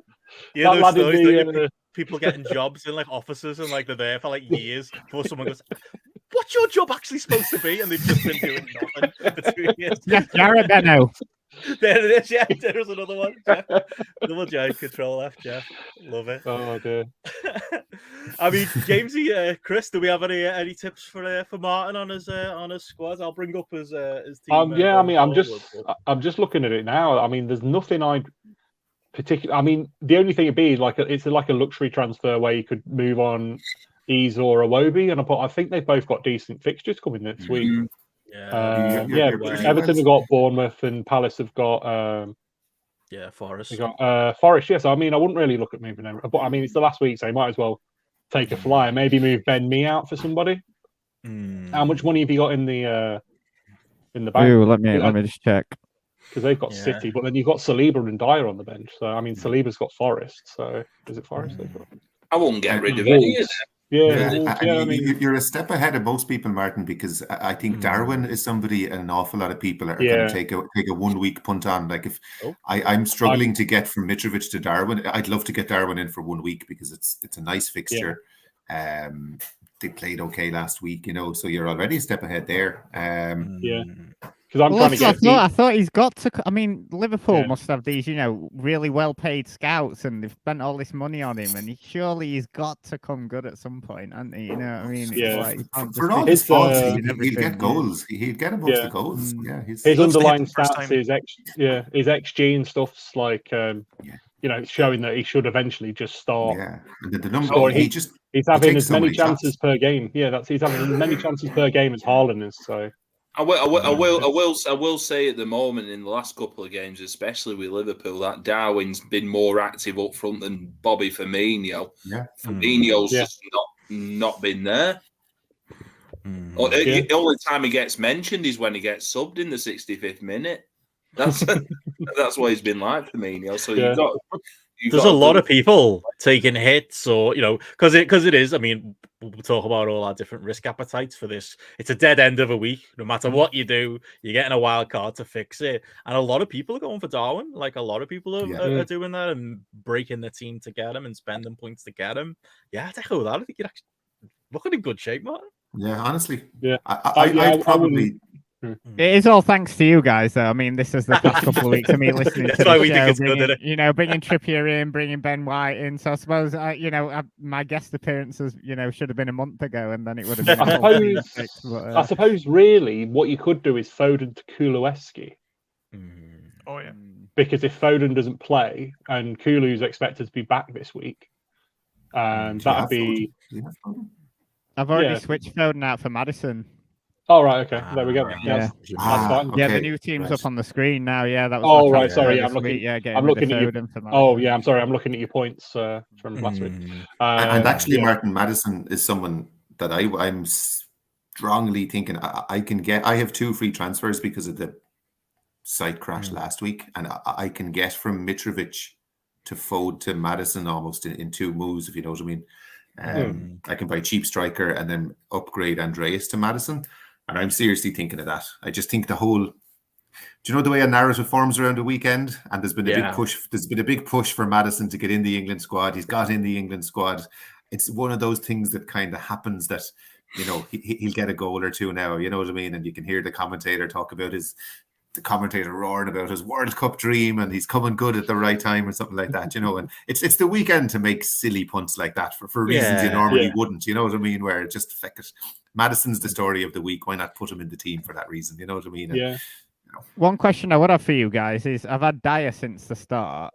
And obviously, he's had a couple of goals and he's had some decent weeks. Do you think I should ship him out in the sort of like World Cup break? Because he's not done a great deal, has he, the past couple of weeks? But he seemed to be doing pretty well. He had he had a goal, I think, sort of like week 1 and week 4, and then he seems to, always get 6 points. But it just didn't seem to be working out for him at the moment. Yeah, I think statistically he's scored as many goals this season as he's likely to. Right. So I wouldn't you wouldn't keep him for the goal threat, but I think Spurs are solid enough generally defensively that he's a good option. He plays every game, and at his price point, I think he's a perfectly fine person to keep. You might really think, because you've got White, Saliba, Dyer, and me, which are 4 defenders that are central defenders. Right. So won't really score a lot of points outside of clean sheets, and Saliba is good for bonuses. So you could look at moving Dyer or me on for a wing back, and then at least you know that you've got 2 people that will play consistently every week in White and Saliba. Trippier plays every week as well, and then you could have Dyer or me as another wing back that could be a potential for, assist or goal threat sort of thing. And then I think me. I'll definitely get rid of him then. Yeah, probably someone like if it's swapping maybe Arsenal defenders, Gabriel would be one who scores more goals out of that defence.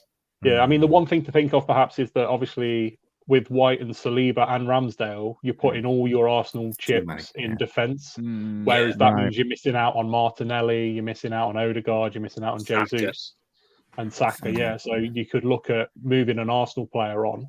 Maybe would you say Saliba, because he don't always get the most points every week, does he? Yeah, well, I mean, I'd maybe go in order.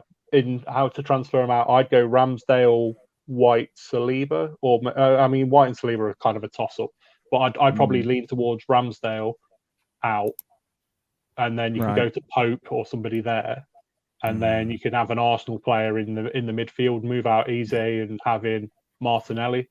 And I think that strengthens the core of it a little bit. And because Arsenal are, better going forward sort of thing than most teams in the league.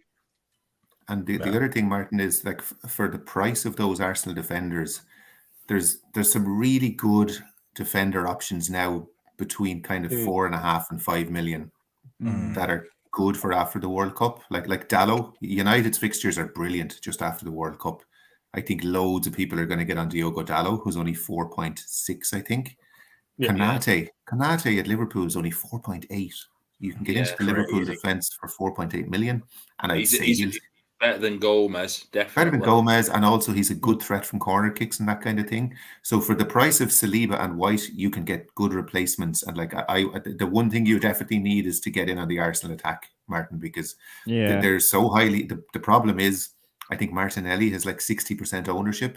So every time he scores, he's killing your rank just from the fact that you don't have him. That kind of Jamesy. And we're going to ask it just on like price points with even with midfielders. So that Jimmy Somerville fella for Leeds, he's only like he's 4.4 million, but obviously he's turned up in the last couple of weeks. And we're watching United tonight, Garnacho. Do you expect him, because I seen he's like 4.3, 4.4, do you expect him probably getting a big run in the side, or is he just like clubs at the moment? You're not going to get regular starts out of him is the only thing. You know what I mean? I think for the draft, he's probably a good guy to have maybe as one of your subs in the draft, but obviously 4 point whatever, he's cheap, but like Rashford plays left, Sancho plays left. They're probably both ahead of him in the pecking order. Martial can play left. He's going to get maybe 15 minutes. Like he only came on as a sub tonight, and that was the Carabao Cup, so like you're not going to get many minutes out of him, unfortunately. So a decent enough draft pick, I would say. Somerville looks like an option, but Andreas is at the same price point, and I don't see Somerville outscoring Andreas like in the second half. So, and you don't want 2 4.5 midfielders in your team. That's the thing. So I think fixtures after Christmas aren't good. I don't think. Yeah, and it's Leeds as well, and they'll definitely capitulate at some point in the season. So I think Rashford is someone to keep an eye on as well, Martin. Because again, United's fixtures are really good. Yeah.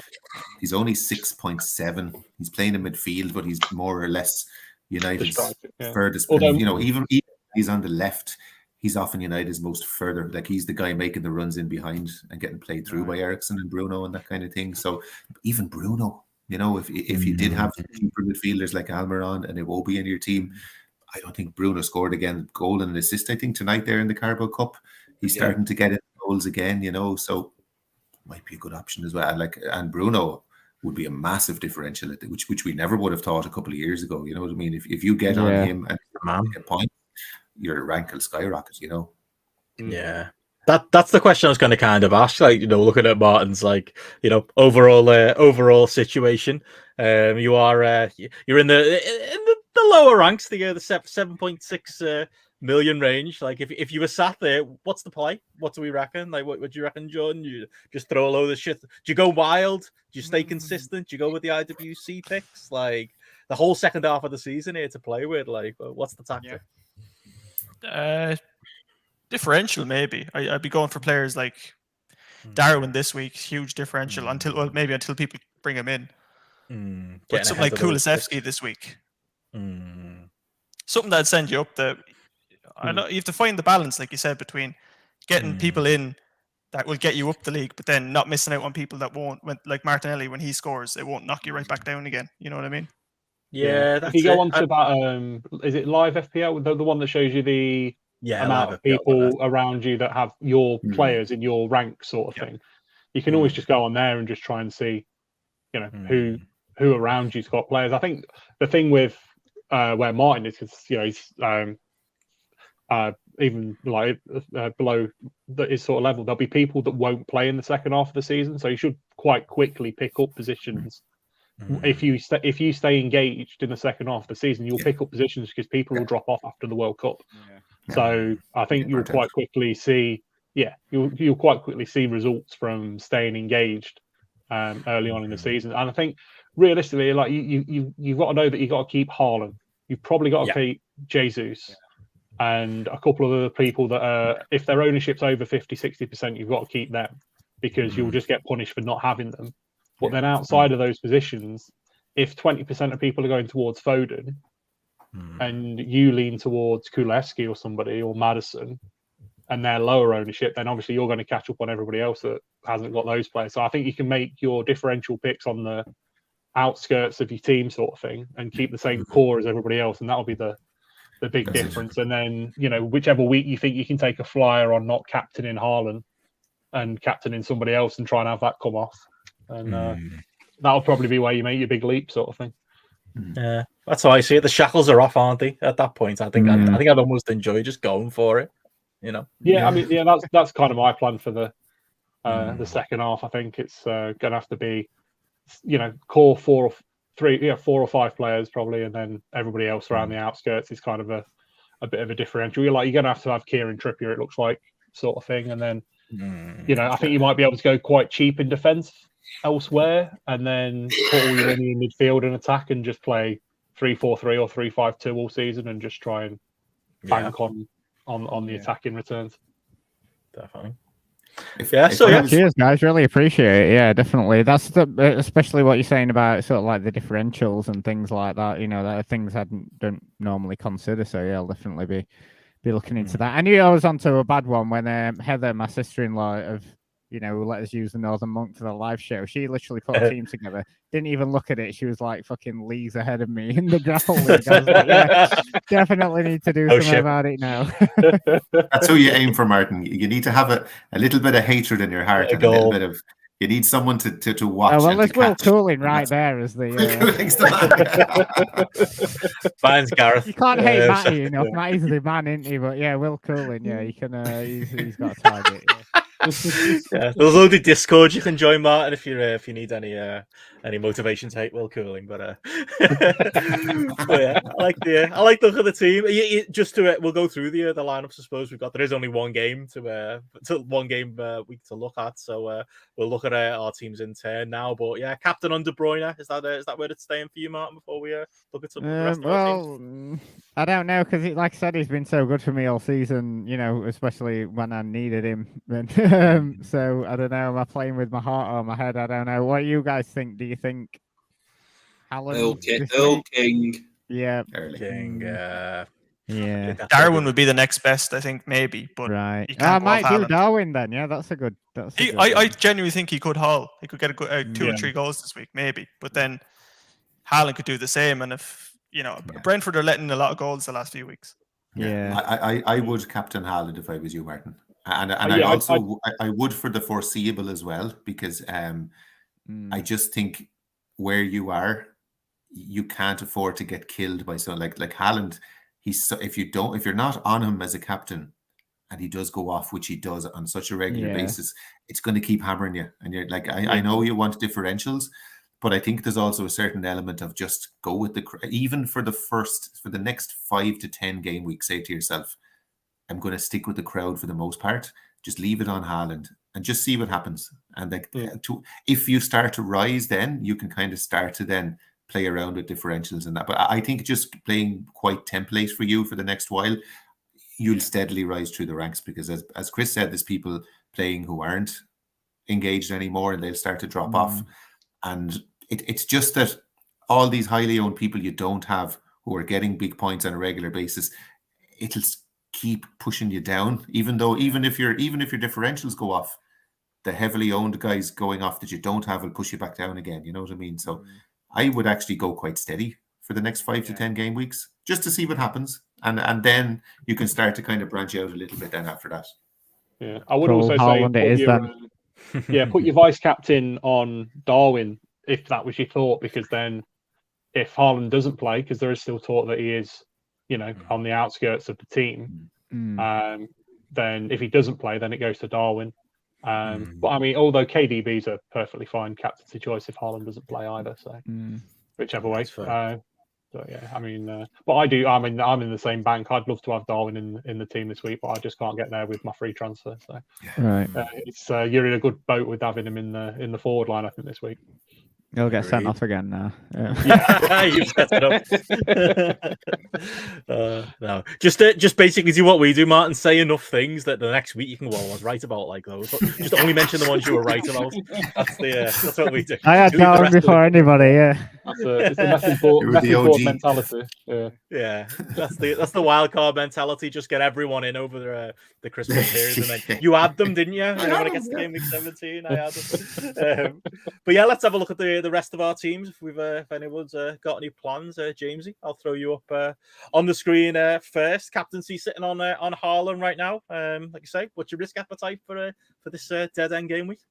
Yeah, like I've ended up with 2 free transfers because of the whole glitch. And like I don't even know if I want or need the 2 of them, to be honest with you. Like when you look at the fixtures each of those guys have, you go goalkeeper, good fixture. 3 defenders have good fixtures. The 4 midfielders have good fixtures. The 3 strikers have good fixtures. Apparently, Mitrovic is out now. There's been some talk that he's already in Serbia and that he's a broken foot and he won't even play their first game in the World Cup. So I have to do something about him. Again, I could just let Andreas come in because he'll be on penalties. He'll be on all their set pieces. He's going back to his former club as well, which is always it's a thing that players can score and, make their former club sorry they sold them and that kind of thing. I would love to get Darwin, but the only way I can get to Darwin would be because he's 8.9 million, I think. He's quite pricey. And Mitrovic is only 6.7. Like I have 1 million in the bank. I would have to get rid of Foden to get Mitrovic. And I'm not against getting rid of Foden after all the shit he's put me through the last 3 weeks. But the stubborn side of me also says, I've been trolled this much by Foden. You know exactly what will happen. You sell him, and this will be the week he starts, and he'll fucking go mental against. And it's Brentford, and he didn't play that Carabao Cup game during the week. He only came on for 5 or 10 minutes. So logic would dictate he's now been benched for the last 2 games. So even though Pep Roulette is so unpredictable, surely to God he's going to start this game. You know what I mean? So I feel like I kind of want to keep him. The move I can make is. And I'll have to do it tonight because Mitrovic as well, just in case people know, he's definitely going to drop in price tonight because he's been tipped. He's been tipped to drop the last 2 nights and hasn't. And now the news came out today that he's not going to play. So loads of people will have sold him today. So he's definitely going to drop by 0.1 today. So the other move I can make is I can sell Mitrovic and Andreas and get the cheapest possible striker in, who'll be my third sub, and I can get Maddison into play midfield. And I kind of like as I said, the narrative is there for Maddison. You know what I mean? I quite like him as just a 1 week punt and see what happens. You know, I can also afford to just do a straight swap of Mitrovic to Wilson, which you know, Chelsea at home. I don't think Chelsea is as hard a fixture as we might have thought it was a month ago. I'm leaning towards that Maddison move. I think that's a nice move as a 1 week punt. But yeah, that's my thought. As I said, but like it's a week for good fixtures. The highly owned players all have really nice. Like there will be high scores, I think, this week across the board. But yeah, that's, as I said, that's where I am at the moment, anyway. Yeah, it's a fun open week. It feels like It's a nice, good one to dive up, isn't it? And yeah, we'll keep going. Andy, we'll throw you up on the big screen next. This is you so far. I've asked you a few times. Anything else coming down the line? But you seem pretty settled on this Haaland captain. Yeah, so I took Jesus out, put Haaland in, and took Phil Foden out just because I don't want to suffer again this week, and put Pascal Gross in just because I know he's going to start. I know Mitrovic is yellow flagged on the bench, but it's 1 week in it, and I don't think I can fit anyone else into me team, into the starting 11 that's got a very good fixture, which most of them have. I think even though I've gone double Newcastle defence there, double Brighton midfield's the biggest thing for me. Look at that. I know double Brighton midfield. Yeah, generally at home Brighton are a very good unit, aren't they? Yeah, against Aston Villa, who've improved over the last couple of games. I know they lost tonight, but then again they beat United a weekend, didn't they? I'm fairly happy with that side. Gone big up front with the big two, Kane and Haaland, who've Twin got Towers. The Twin Towers up front. They've got good fixtures there. I'm really hoping for a good haul this week. I would say, but and you're different enough as well with that lot. I think a good haul. Yeah. Sorry, Ben. It goes to what Jamesy said though. Like you're different enough, and Chris said you're different enough in other ways. That Haaland captain's the shout, isn't it? You don't have to mess around, like you say. That Newcastle double comes in, if that Brighton double comes in, you've got Kane there. Not a lot of people can afford him and Haaland. Yeah, you're in good shape for this week, unless some last minute news comes in. I like that. I like that a lot. Yeah, no, it's very good. And also Arsenal have got quite an easy fixture against Wolves away.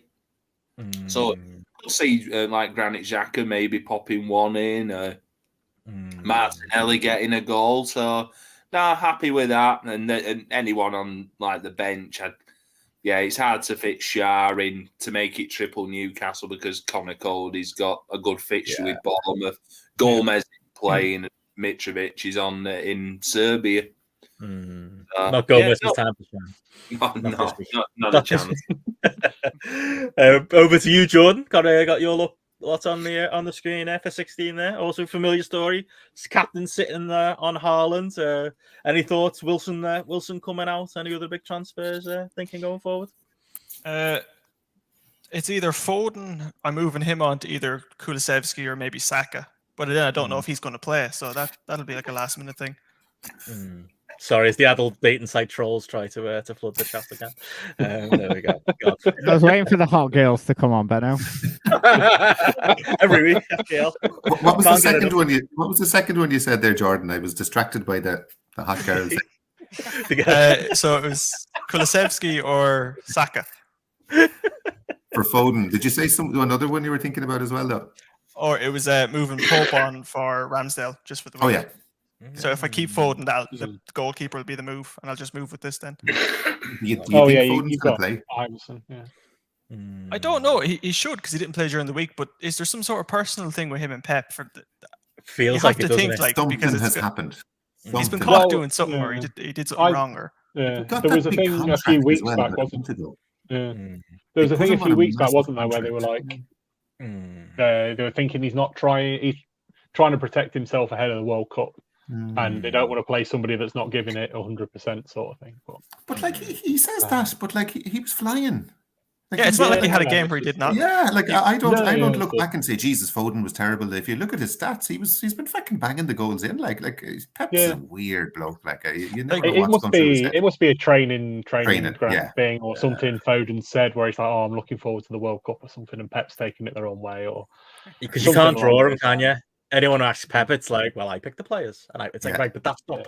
He's Tony Khan, and they ask him the reason. He just says no reason. It's like, yeah. I mean, maybe he was. Yeah, it's like, oh, you've not played Phil Foden this week, yeah, because I played Riyad Mahrez. It's just like, it's just kind of like, fair enough. I mean, that's an understandable all these answer. other good players, It's like Tony Khan, CM Punk wasn't on the show this week, yeah, but Sammy Guevara was. What's your point? It's like, oh, come on, where's the elite? That's exactly the point. But yeah, I was looking at Foden here. And yeah, it's like he's 8 points against Wolves, 19 against United, 11 against Southampton, and then there's that 1-0 loss to Liverpool. And then the last 3 games, then he's fallen off a cliff. Maybe he saw something in It's that Liverpool absolutely game ridiculous. It's stupid why he is dropping him, because like you just said, all the points he got there and all the goals and everything, and it's just it's not like he went 2 games where he had poor performances and then he was benched. And it's not like when you watch City, he's a weak link in defence, or like he's always putting a shift in. Like you say, he's getting around the pitch. He's doing everything. So it's an odd one, particularly because it seemed like they were very set up. Foden only plays in the Premier League; he doesn't play in the Champions League. Mahrez doesn't play in the Premier League; he plays in the Champions League. And then they just switched it, like in the last 2 months or a month and a half or whatever. It's just an odd one, isn't it? Pep's gonna Pep. Exactly. Yeah. Any wild swings you're thinking of, Jordan, or yeah, slow and steady for this last game week? Yeah, I can't take the punt on Darwin because I can't make it work. So yeah, it's either move Foden on or change the goalkeeper. Pretty boring this week, but that's it. Yeah, I've been looking at that same situation with the goalkeeper. I'm in the exact same boat, Pope and goal, and it's like, I'd like to have a second keeper, but that's a second. I think he could keep a clean sheet. I don't really. I'm a Chelsea fan, but I don't think they're doing too well at the moment. I wouldn't. Newcastle could easily hold them out. Like, oh yeah, I think Newcastle will win that match. To be honest, definitely. I'm expecting. I think Newcastle. Yeah, I think they outwork Chelsea on that match. They'll just run them out, and they'll be too far ahead, too late in the game for Chelsea to do anything. Chelsea will probably get one back in the last 10 minutes or whatever, but Newcastle will hold out for 2-1 or 3-1 or something. I'd like to see it.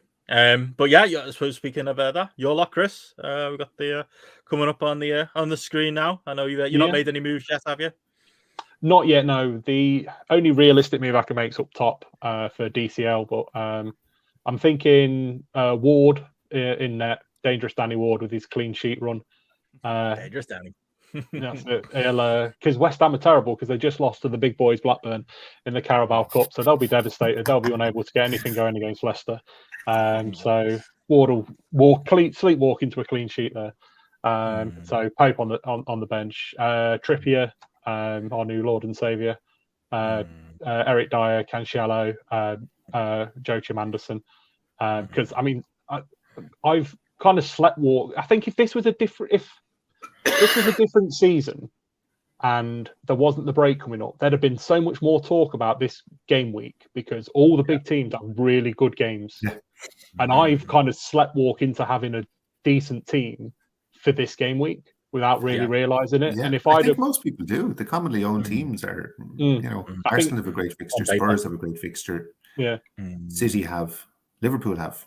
Most people have teams full of those players, because everybody's been thinking, we get free transfers after this game week. No one's really focused on having a good team for this game week in the way that they would normally if there was, you'd have heard people from game week 13 going, make sure game week 16 you've got 3 Arsenal players, 3 City players, because they've got good games that they can attack, and then you can move on your make sure you can move out a couple of your Newcastle assets, because that's probably the only bit that's tripping me up. But your Palace assets, when you're thinking of Zaha, Anderson, a lot of people have Guehi as well, sort of thing. You can triple them against Forest and stuff. So probably an oversight, I think, by not really going for it this week. But even still, I've kind of sleepwalked into, I've got Anderson there, so I'm perfectly fine playing him there. It's him or Andreas, and Andreas going back to United. Will he turn it on, sort of thing? But without Mitrovic there, who's he going to set up? Sort of thing. So yeah, my two Foden is one guy I could move on, but probably not going to bother with that. Zaha hopefully starts up front again. Almiron on the hot streak. As I say, I fancy Newcastle in that match. Martinelli against Wolves should be good. Haaland as captain. I can't see that moving. And Kane up top against Leeds. Could definitely see him netting there. Calvert-Lewin's the one that I could look at moving out. My thinking is, because I can't get up to Darwin by 0.1, so maybe Alvarez. like in case Haaland doesn't play and then Alvarez comes on. Question for you. Why has Cancelo not got a red flag? Did he get the card rescinded or something? No, it was midweek player. Carabao Cup. Carabao, right. Yeah, I wondered that. Right. Yeah, it rolled over into the Carabao Cup. It wouldn't have rolled over if it was an FA Cup game. That's so weird, I don't think. But and it's yellows and reds. A straight red goes to the next game no matter what it is. But if you get 5 yellows in the Premier League, you have to be banned for a Premier League game. That happened to someone, didn't it? The 5 yellows is competition specific, whereas a red card is any competition. Yeah, that makes no sense, though, does it? Like, there's somebody in the game who that's happened to this week. I saw someone do a tweet about it, like one or the other, surely. You know, like. I think it's because the yellow cards. It's not fair if you play for a team that's in lots of cup games and you accumulate more yellows. You know what I mean? Whereas if they're just Premier League yellows and your ban is just Premier League, but it's a bit. Taking it a bit too far, Speaking of yellow cards, question: how long is Calvert-Lewin out for? I'm not quite sure, to be honest. Something like 6 weeks, I think I saw it there. Something like that. Shoulder's gone now or something. Yeah. And then he'll come back and he'll play and then he'll pull that sad face and the physio will come on and they'll get pulled off for 30 minutes again. Like how many times have we seen it? You know what? I predicted it last week. It was the IWC choice. I said, well, why are they picking him? He's always cropped. Absolutely. Just sad at this point, isn't it? I know. He'll be back at Sheffield United next year, won't he? It's not changing. It's not changing. We need that AEW doctor to clear him. That's what he needs. But yeah, that's it really. So it'd be DCL out, probably Alvarez in, or Bobby Firmino. But he's just missed out on the Brazil squad, so I'm not sure how up for it would be anyway. So although Richarlison, he's not down as a striker, is he? In the game. No, he's a striker, yeah. Oh, yeah. Because Richarlison got into that Brazil squad because he's their number 9. Bizarrely, when you look at their squad, you're like, who plays number 9 at Brazil? Oh, Richarlison, obviously. But yeah, so we'll see. That's the only real move I've got. So fair enough. Well, Myla, seems pretty straightforward. I want to do something creative, but right now I can literally go Wilson straight to Darwin, and I've got 0.2 million spare in the bank if I do that. So that's happening, I think, regardless. But I've been kind of fishing with you guys' teams. I want something wacky. I just want to do something. You know what I mean? It's the last week of the season. You want to punt, I want to point on something. Well, last week of this half of the season. So is it next year as well? They're doing the same thing. There's going to be a winter break again, without the World Cup. Split weeks. Split weeks. I think. Half the fixture list will play 1 week and half to play the second week, so everyone gets a 2-week break. But there'll still be. I don't know how they handle that in FPL, but there'll still be football every week, basically. Yeah. It's like a bye week in the NFL, where like 8 teams will just not play 1 week. That's what they're looking at, sort of thing. So teams do get a bit of a break, sort of thing. Because is the new Champions League format next season as well, or is that 2 seasons away? I think it's next year. Next year, because once that comes in, there's 10 games. There's no chance anybody ever. Every squad will need to be 60 players deep just so they can keep on playing all these games. Because it's like you do well in the Carabao Cup, you do well in the FA Cup, the whatever European game you're in, and then the Premier League. You're just like you've got no chance. I think I saw one thing for the tail end of this season. Manchester United have a game to rearrange because of the Queen's funeral, death or whatever it was, and then they've not got a slot where they can fit that game in. Because where they finished in the Europa League, because they've now got to play an extra game in that. They've not got a slot available midweek or on a Saturday for the rest of the season. It's mad. So at some point, United are going to have to play Oh, 3 or 4 games in a week. So it's just like So speaking of the royal family, when's he getting crowned Dying. king or whatever? Is that going to affect the Premier League as well? Shot. that is Exit. that's going to be next August, I think they said. Yeah. Yeah, It might I be. know, might not. Do you wanted a good punt? A 1 week punt on a mad player. Go on. Mitomo from Brighton. Tomo, yeah. Scored 3 returns in his last 3 games for Brighton. Scored again in the Carabao Cup during the week. I think he's like 4.7, 4.8 million. Could come in for anyone, There's really. a punt for you. I don't know if Played you know. right up there on the wing. Lovely player to watch. Yeah, I don't know if you know the Twitter account Versus, but they write these like the cringiest things about players, and it's just like it's like the streets will never forget, that sort of stuff. And Mitomo, they were like, and it was like Mitomo came in as an unknown, now his price is rising like quicker than inflation, and it's just like it just keeps on going, like just like stuff like that. Just like he's the fun. It looks a fun one in that new De Zerbi setup though, because I think if you can play him out on the wing, that means you can play Trossard up front. So someone found his stats from Japan, and you know those spider web stats where like there'll be a spike towards maybe 2 or 3 attributes. His stats from the Japanese league was like a perfect circle. He was like maxing out on everything: goals, assists, shots taken, passes, key passes. It was ridiculous. Like they got him from 3 million from Japan. Yeah, and I just have a funny feeling he'll be in a lot of teams by kind of February, March. Yeah, such a Brighton signing, isn't he? He's just like amazing, brilliant stuff.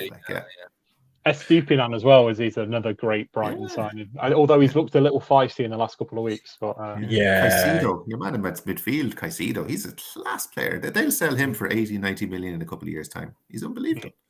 Probably going to be one of them clubs, aren't they, where it's just that those players come in and then they go out for a high fee and they're just like a breeding ground. They'll be Southampton from 10 years ago.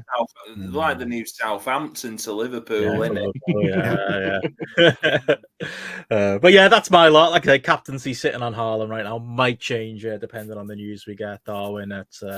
I'm going to be sat there again 20 minutes before deadline, expecting news to come and expecting the site to go down, but I'm going to have my finger on the button this time. I think I'll be well and truly ready. But yeah, I think before we get into the leagues and how we're all doing in the various places, we do have one quick bonus feature that we wanted to have a look at. Jamesy, you wanted to I say this is kind of there might be some content in the break coming up, but this is the last proper one with the last game week coming at this weekend, so it's the perfect time, Jamesy, to unveil the Troll 11 for the season so far. It's we had a bit of a debate in our group a little bit first, but it's a cracking gang of lads, I reckon. So explain who's in there and why. It's a cavalcade of bastards, really, isn't it? They're just, So I've been kind of keeping this. I've had a page on my notes app on my phone for this all season, kind of, because I kind of had an idea that I would do it at the end of the season. But like, there's enough people there that we could do a kind of a midterm one. Goalkeeper was actually the hardest because I think goalkeepers this season have been a bit. Everyone's the same almost. Like if you look at the scores for goalkeepers, everyone's around kind of 40 to 60 points. There's no outstanding goalkeeper. There's no one terrible. So I stuck good old Danny Ward in there because he's like you had him at the start, but I put him in for you, Benno, because you put him in your game week 1 week team and had him throughout all the shit results. And then did you wildcard him out? Yep, to Iverson. Oh no, I kept Iverson but got rid of Ward. Yeah, I took that and that caused a lot of people. They kept the cheaper one, thinking I'm not going to play him anyway. And then but you say cheaper one, Jamie. James, 0.1 million. Like, 0.1. When you're on a wild card, 0.1 is fucking invaluable. Like, you know what I mean? It's always the difference between the striker you want and the one you don't want. And lo and behold, what does he do? 7 game weeks ago, he starts becoming bloody 1999 Peter Schmeichel, and what is it? 5 clean sheets in the last 7 games. He's basically got all his FPL points in the last 7 weeks. So like that's epic trolling as far as I'm concerned. Although James Justin's gone again, so he'll probably start letting him in again now. The great James Justin is gone, yeah. And like I'd say he'll be in a lot of wildcard teams after the World Cup purely because he's as good as the rest of them now, and he's 4 million still, you know. So, and then into the back line again, I put Luca Dean in there. Like, not only is he in this season's Hall of Fame, he's a Hall of Famer. Like, he's a proper year in, year out troll. He'll get a 14, 15 pointer, and everyone will go, "Oh yeah, I forgot about Luca Dean. Stick him in my team." And then the next week he'll get bloody -1 or something outrageous like that. I think, wasn't he in your draft team, Benno? He was, yeah. Yeah. I just like him as a player, despite the fact, he doesn't play for Everton anymore. But I always liked him, and it felt like he was in a lot of IWC teams as well. It was that mistake. But yeah, he's one of the most frustrating players this season, 100%. James, I was going to say Luca Dini and Matty Cash this season. Matty Cash, yeah. I had Matty Cash in game week 1. Yeah. Cheap defenders to get you loads of points, and they've been shocking. Yeah. I stuck with Matty Cash for 3 or 4 weeks, and he literally 1 point every week. Like, it was like Villa just were a disaster for the start of the season. Like, yeah. Cucurella has been another one. I think because he was at Brighton when the prices came out in the game, and then he switched to Chelsea, and people saw him, and like, because Chilwell is so injury prone, people thought, right, he's probably going to play every week, and he's a cheap way into Chelsea's defense, which is normally quite solid. But do you have any of you guys owned him? Because he's not really. Yeah, I had him for 1 or 2 weeks as well. I think what you're saying about cheap defenders, Chelsea, Wesley Fofana, when he come back from injury. Yeah, 4.4 million. Oh, he's a permanent starter. He's not done much, has he? I had him at the start when he still played for Brighton, and then kept him on when he signed for Chelsea, and it was just like, he's just been shit. Yeah. Oh, he's shocking. Well, you'd have thought, obviously, like under Potter, he'd play all the time, but that was that game 2 weeks ago where he came off after 27 minutes. It's just like that was the other thing. That happened. That's happened 3 or 4 weeks in a row where he's been subbed off after 60 minutes, 70 minutes. You're the Chelsea fan, Jordan. Like, what do you make of him? I think we've been robbed. I don't know how we spent 63 million on him. He's shocking. Left centre back. He's terrible. Yeah, that was the goal. That was the golden handshake for Potter coming over. It's an elaborate plan, and then, of course, couldn't have Ivan Perisic. I think, like, Jesus, remember in the summer we were talking about this guy was going to be scoring goals every week and assists, and like, it just hasn't happened, really, has it? And then the other thing with him is the bloody roulette you play every week. Will he even start? You know what I mean? Like, you're waiting on leaked lineups, and I had him for a prolonged period, and in the end, I sold him because he's just so stressful to own. Because he just and even this week, I was thinking about going back to him for a 1 week punt because I was thinking, like, he hit the bar twice as well. He hit the woodwork. He played up front against Liverpool, hit the post, hit the bar, and still only got 1 fucking point. Massive. But then you're thinking, like, he could be playing up front against Leeds this weekend. Like, he's the classic FPL troll. He'll always try and suck you back in and just give you enough to make you think, oh, maybe the tide is turning, I should get him back in. I think we've all owned him at this point, haven't we? At some point in the season. Yeah, he looked like he was going to be a Hall of Famer in FPL, but now he is troll Hall of Famer. 100%. The thing as well, I think I saw somebody say, I heard somebody say in a podcast earlier, it's like, he's 34. Like, what you're not suddenly banking on him. Like, he's always played as a midfielder or like a winger. He's now suddenly 34 years old and he's being converted into a defender. You're just like, something's not adding up here. I'm not quite sure what Conte's thinking or doing, but it's just, it's. I was thinking the same. Like, and this is why he gets his troll nomination. I was just like, saw him play midfield, and I'd already brought in Kieran Trippier, and I was like, this week I was like, oh, maybe I should bring back Perisic and just so I'll ship off one of my other defenders and just bring Perisic because he might play up front and get an assist. But that's it. That's the trolley bit, isn't it? It's just that do you know why I've never had him? Listening to this podcast here and you guys talking about so we're good for something. There you go. Then right back, Trent Alexander-Arnold. I don't know if he's quite the definition of a troll as just somebody that we all had in our teams, I presume, from game week 1. All expected to be. Still got him. I put him back in. Traditionally has been one of the greatest players in the history of the game. And someone popped up his stats on the screen there earlier. 1 goal, 1 assist, a handful of clean sheets. Like, it's just been an absolute disaster. You know what I mean? And for the mere fact that he held up like 7.5 million of our money for huge parts of this, like what we could have done with that 3 or 4 million in the rest of our teams in the time, and we clung on to him, like thinking he will turn. Gambler's fallacy. That's me now. Black came up 10 times in blackjack, and you're like, it's got to be red next. I'll you just keep doubling the amount you're betting, and it's like, okay, now I'm bankrupt.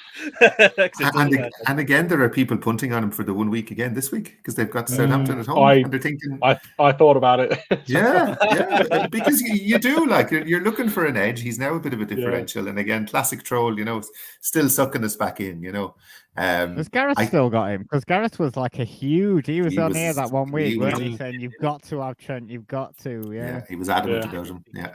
It's the thing as well, whenever I do a bet builder on a Liverpool game, I'll always be like, Trent, score or assist, or Trent shot on target, or something like that. He's just not getting anything. It's just... Or if he player's does it in the Champions League.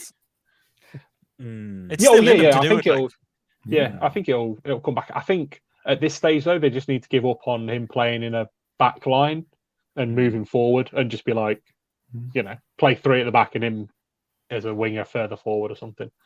He's actually a liability to them now. He's really bad at defending. He gets skinned every week by everybody. And teams know it. Any man that plays him just... If teams have got a good left going down the left-hand side, they'll eat Trent up. When Arsenal play Liverpool, that left-hand side of Arsenal will eat Trent up. Zinchenko, Xhaka, Jesus, or whatever. They'll have him run it, turning in circles. A simple ball in behind is all you need. It's nothing fancy. Like, it's just ball over the top and turn them. Yeah, that's why they played Milner there, wasn't it? When they played last time. Man City.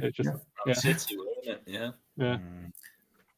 And then moving on to the midfield, it's kind of easy to take 3 of these guys together almost, because they come as a package. Phil Foden, James Maddison, and Leandro Trossard. Maddison is there purely because of that fucking yellow card he got in the 93rd minute. He messed up so many teams because the following week was the week where we all needed to get rid of our Man City and Arsenal players. They had the blank game week, and we all had fixtures planned. We were going to move them out, and all of us that had Maddison then, 93rd minute, took a dive trying to grab an equaliser in whatever game he was playing, and messed up all our transfer plans. And like for most people then, the move that was made was Maddison out, KDB out, and then 2 weeks later, Phil Foden came in and Trossard came in. And in that double game week, we all brought Trossard in as a 1 week punt and then flipped him to Foden the following week, thinking Brighton had Forest at home. We were thinking, surely to God, and this was when Forest were really poor as well. Surely to God, Trossard, nothing, hit the bar, had an assist that someone fluffed, blanked in a 0-0 draw. Played left wing back instead of like his normal position. Yeah, exactly. Massive trolling. So we all got mad with him, and we said, "Fuck him. Let's go buy Phil Foden, one of City's best players of the season. They're coming into form. They've lovely fixtures coming up. We can use the Kevin De Bruyne money for a cheaper player and get money elsewhere." And we've talked about Phil Foden. 3 games, 3 substitutions, 1 point each week. I think I'm going to put the captaincy on him. I think that's been the most trolling anyone's done in the season so far. Like, that's just ridiculous stuff, isn't it? Oh, it'll go down in legends, honestly. Like, he just troll out. Who are you putting the captaincy on? Trossard? No, Phil Foden has to be. I still think Trossard's. Do you think so? Yeah, I mean, every wall were like, "Oh, let's bring him in now." He's gonna. No, he just fucking do nothing. Like you just said, I feel like he's been worse than Foden in terms of like bring him in, does nothing. That's true. Ship him out. Since we all sold him, he's scored against Chelsea. He just scores against the big teams. He scored against Trossard Chelsea. has an amazing record against big teams. Yeah, and got an assist last weekend again. He's fucking returned every week since. Yeah. So that's actually not a bad call, Martin. Yeah. Although I'd say maybe for captain, you'd want the person that get either least amount of points in a troll team, and I'd go Luca Dean in for that. Who's going to give you minus? And for his long history going back at least 5 or 6 years in the Premier League at this stage, like he's got form. Like this chap isn't a one-off. A lot of these guys, like Trent Alexander-Arnold, will probably never be in this team again. Fucking Luca Dean will be in it again next year, I promise you. Yeah. What's XG for trolling? The XT, yeah. Expected trolls. Connor's right here about Foden. He definitely has him in his own team, and he's fuming when he doesn't start each week. He can sub himself out. I'll tell you who has got a decent team, Calvin Phillips. I mean, because he doesn't play anymore, so he's on the bench. Time, yeah. He's got plenty of time to think about it. But It's always got to think about, isn't it, on the bench? But he's quite good, I think, for knowing what City are going to do. There was a couple of weeks ago where he'd moved Haaland out the team and stuff, and people were like, "Oh, that's weird." And then like Haaland's like not in the team or something. So it's always good when the players are giving away the game plan and stuff. Yeah, I think there's an account on Twitter that actually has all the players' teams, and they kind of after the deadline they go and find who they've moved in and out, and it's like, oh shite, I shouldn't have sold him or whatever. And then up front, the man himself. I think me and Andy in particular have a grudge against this fella, the great Wilfred Zaha. Yeah. Absolute bastard, miserable bastard to watch. James, He's your vice captain for sure. He definitely is. What about you didn't mention about in midfield, Philip Coutinho? Oh, sorry. Yeah, again, like Luca Dean, he's a classic traditional one. Like again, he was in a lot of teams at the start. Like game week 1, I think he was at, what was he? Was he maybe 5.5 or something like that? He was seven. It was pricier than that, yeah. 7 million. Yeah. 7, not 7. Yeah. Which for him is a decent price. A lot of people had him in. Again, I think you had him in your draft. I think you drafted him first, Benno, because I remember playing you one week, and both Coutinho and Luca Dean both fucked you over in the 1 week. It was like one got -2 and one got 0. He's still there, is he? Every time they have a good fixture, I'm like, maybe this is the week. And then he just does nothing. I'd rather have Bailey. You'd have been better off at Bailey, yeah. He's coasting on rep 100%. It's just it's Coutinho. So but I think even the managers of like Steven Gerrard, who brought him in and who played with him for Liverpool, gave up on him at the end.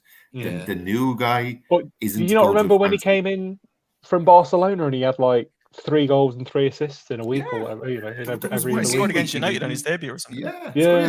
And there was a double game week where all the Villa players went nuts. Matty Cash got something like 35 points in a double game week last season, and Coutinho scored in the 2 games as well. It was like, oh, that's the Coutinho. There'll be one haul that's the reason he's in it. There'll be the 1 week where he goes absolutely mental, and people will go, he's back. And because he's so cheap now, people will go for him. A lot of that Villa team could fit, like Buendia as well. I mean, he's probably not highly owned, but like there's a few of that Aston Villa midfield.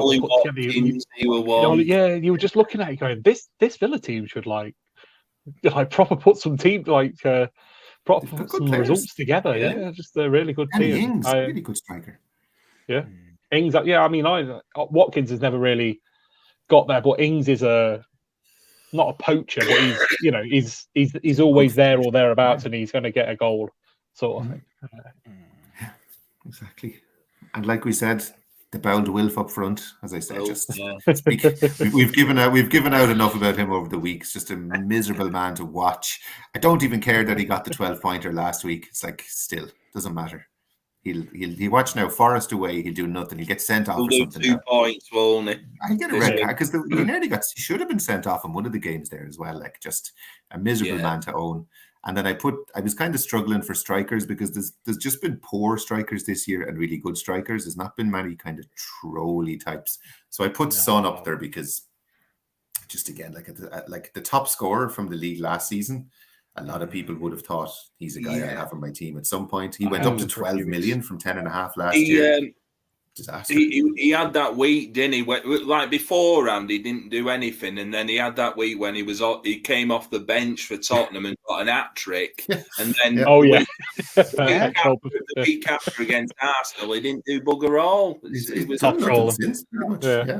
He ruined the first few weeks of my season, 100%. He was just, and there was no reason to believe this was going to happen. And even when it was happening, it was picking him at the start of the season was a good pick. Like, well, Chris will say, he's one of those players people look at and go, well, he's XG proof. Like his XG doesn't necessarily represent what he's doing. So there was no clues either. It was just like, he'll come good. He always comes good, and it just didn't happen unless. Yeah, you count that 1 game week where he was motivated. Need to put him on the bench more, bring him on, see what he can do against a lesser, broken team. It's the only way, Chris. Yeah, the thing with the Son, like I say, he is XG, but if he always exceeds his XG, like he always scores in positions that you don't expect him to score from. And this season, it's just not coming in. Which I guess you can say that's coming back to the norm. But 5 seasons of consistently being over XG is the norm. So this is the non-norm season, not in reverting back to type sort of thing. I was going to say, do you not think Gabriel Jesus is a troll? Because he'll have a 1 hot week and then three cold weeks and then a hot week and then a. So if you get him after the hot week, then he does nothing. You sell him, and then he'll do another hot week, sort of thing. And you can. He's right there. You're right there, Chris. Definitely. I suppose everybody held on to him though, didn't they? Nobody. Well, that's the thing. I just held him, and I'm happy enough with him because he'll tip away with an assist here and there. But if you were buying him in and out, then he would have. Well, I mean, I'm just looking at his game weeks now. So opening week 2 points, second week 19 points. That's the one. Yeah. Then a 4, then a 1, then a 6, then a 1, then a 6, then an 8, then a 5, and then a 2 and a 2, and then a 9, and then a 2. It's just like it's like if you're buying the high, you're always going to get the low. So if you buy on the low, you're going to get the high. It's just that's a good point. He's a proper roller coaster. Yeah. If you just held him, it's fine. There's no problem. But if you're chasing his points, you're fucked. Like And there's something about him where I wouldn't be mad if he was classed as a midfielder. I'd be less mad if he was getting these. But when he does get put, because when that 19 is an aberration. It's like 7 or 9. It's the best you can hope. 2 goals and 2 assists. That was. Yeah, if he's a midfielder, I feel less. Any other honourable mentions? Anyone got any others? There's a few in the chat there, lads. You had a few there. I put IWC Pedro Neto. He was one who put everyone over, and just some of the bad strikers like Aubameyang, Vardy, Raheem Sterling, just expensive players who've done nothing. Oh, and honourable mention Ronaldo. Yeah. Oh yeah, Jack Grealish for me was my honourable mention. I think I took your advice at the start of the season, Chris. I had such high hopes for Jack Grealish. Yeah, and like when I've seen him play live, Robertson probably up there if you've got Trent in there. Yeah. Fucking Robertson has been in my draft team since day one. Yeah. There you go. FPL makes us happy, makes us miserable, and these are the men why. So we'll have to update this end of the season, James. With the second half of the season one as well. I suppose Pep is manager. There couldn't be anyone but Pep. Oh, no one else. No. Brilliant. Well, there we go. There's our troll 11 for at least this half of the season. But before we do get out of here, we probably should have a quick look at the leagues and how we're doing. I say quick look mainly because I have a terrible week in the draft. I lost the Will dueling, but anywho, I'll bring it up. I'm sure if he's out there, he'll be watching and he'll be very happy. But it's I don't know, the draft is a cruel mistress. Great to have Jordan on as the king of the draft this season. But I lost 45-30 to Will this week. Jamesy 47-27 to Chris. There you go. The FPL club derby there. You can go through that. Chris Elliott JP 34-31. Jordan, a rare loss for you, mate. 33-42. That's 2 on the bounce now. Ooh, what's going on, mate? Slipping. Eddie's even top on goal difference. Yeah. Are you looking at other people's teams and tactically do it? Because that's what it looks like. Like we've talked about, your overall points is basically lower than Jamesy, who's like basically right at the bottom of the league. It makes no sense. Like, can you explain to us what's going on? He's a shithouse. That's all it is. He's just a shithouse. It's because the team I drafted originally wasn't that great. And I somehow found myself up the league. So when you get that high up, you can't make changes off the waiver that often because people steal your players. So you have to start looking for value then I start looking at who I was playing every week and who had good fixtures. Honestly, it's a lot. You have to sit down for a good hour and scroll through and find value. But it's paying off. It usually comes down to taking punts on players. And if it works, it works. And if it doesn't, it doesn't. But it's working so far. It's the way to do it. That's the way Gareth plays. He's near the top with you. Obviously, Eddie won't let us live it down to just make mention that he has jumped up to the top of the league. He's come out of nowhere. Yeah, he's quietly raised the rank. But yeah, that's Garrett's tactic as well. He's sitting there looking at the defenders, and who've got a good fixture this week. And you're playing 1 week at a time. That's, I mean, it feels like the most obvious thing in the world, but that's what you're doing in the draft, isn't it? And you can, you almost you want players you can rotate in and out, Chris. Yeah, I was gonna say that's what I've said before. Like the best thing you can do is have a good goalkeeper and 5 defenders, and if you can get like a keeper clean sheet and 3 clean sheets out of your 5 defenders, you're suddenly on 20 odd points, and that'll change your game week straight away on the draft league. It's having people that start as well and and will get 60 minutes, because that gives you a base to build off then on taking punts on players that will get a clean sheet and that will get a result or a return that week. Yeah, the ones and twos will win you matches like some weeks. There's a week when both of you have very few returns. Even your midfielder keeping a clean sheet can be invaluable. A 3-pointer could be massive, Yeah. It can even come down to setting your bench up properly.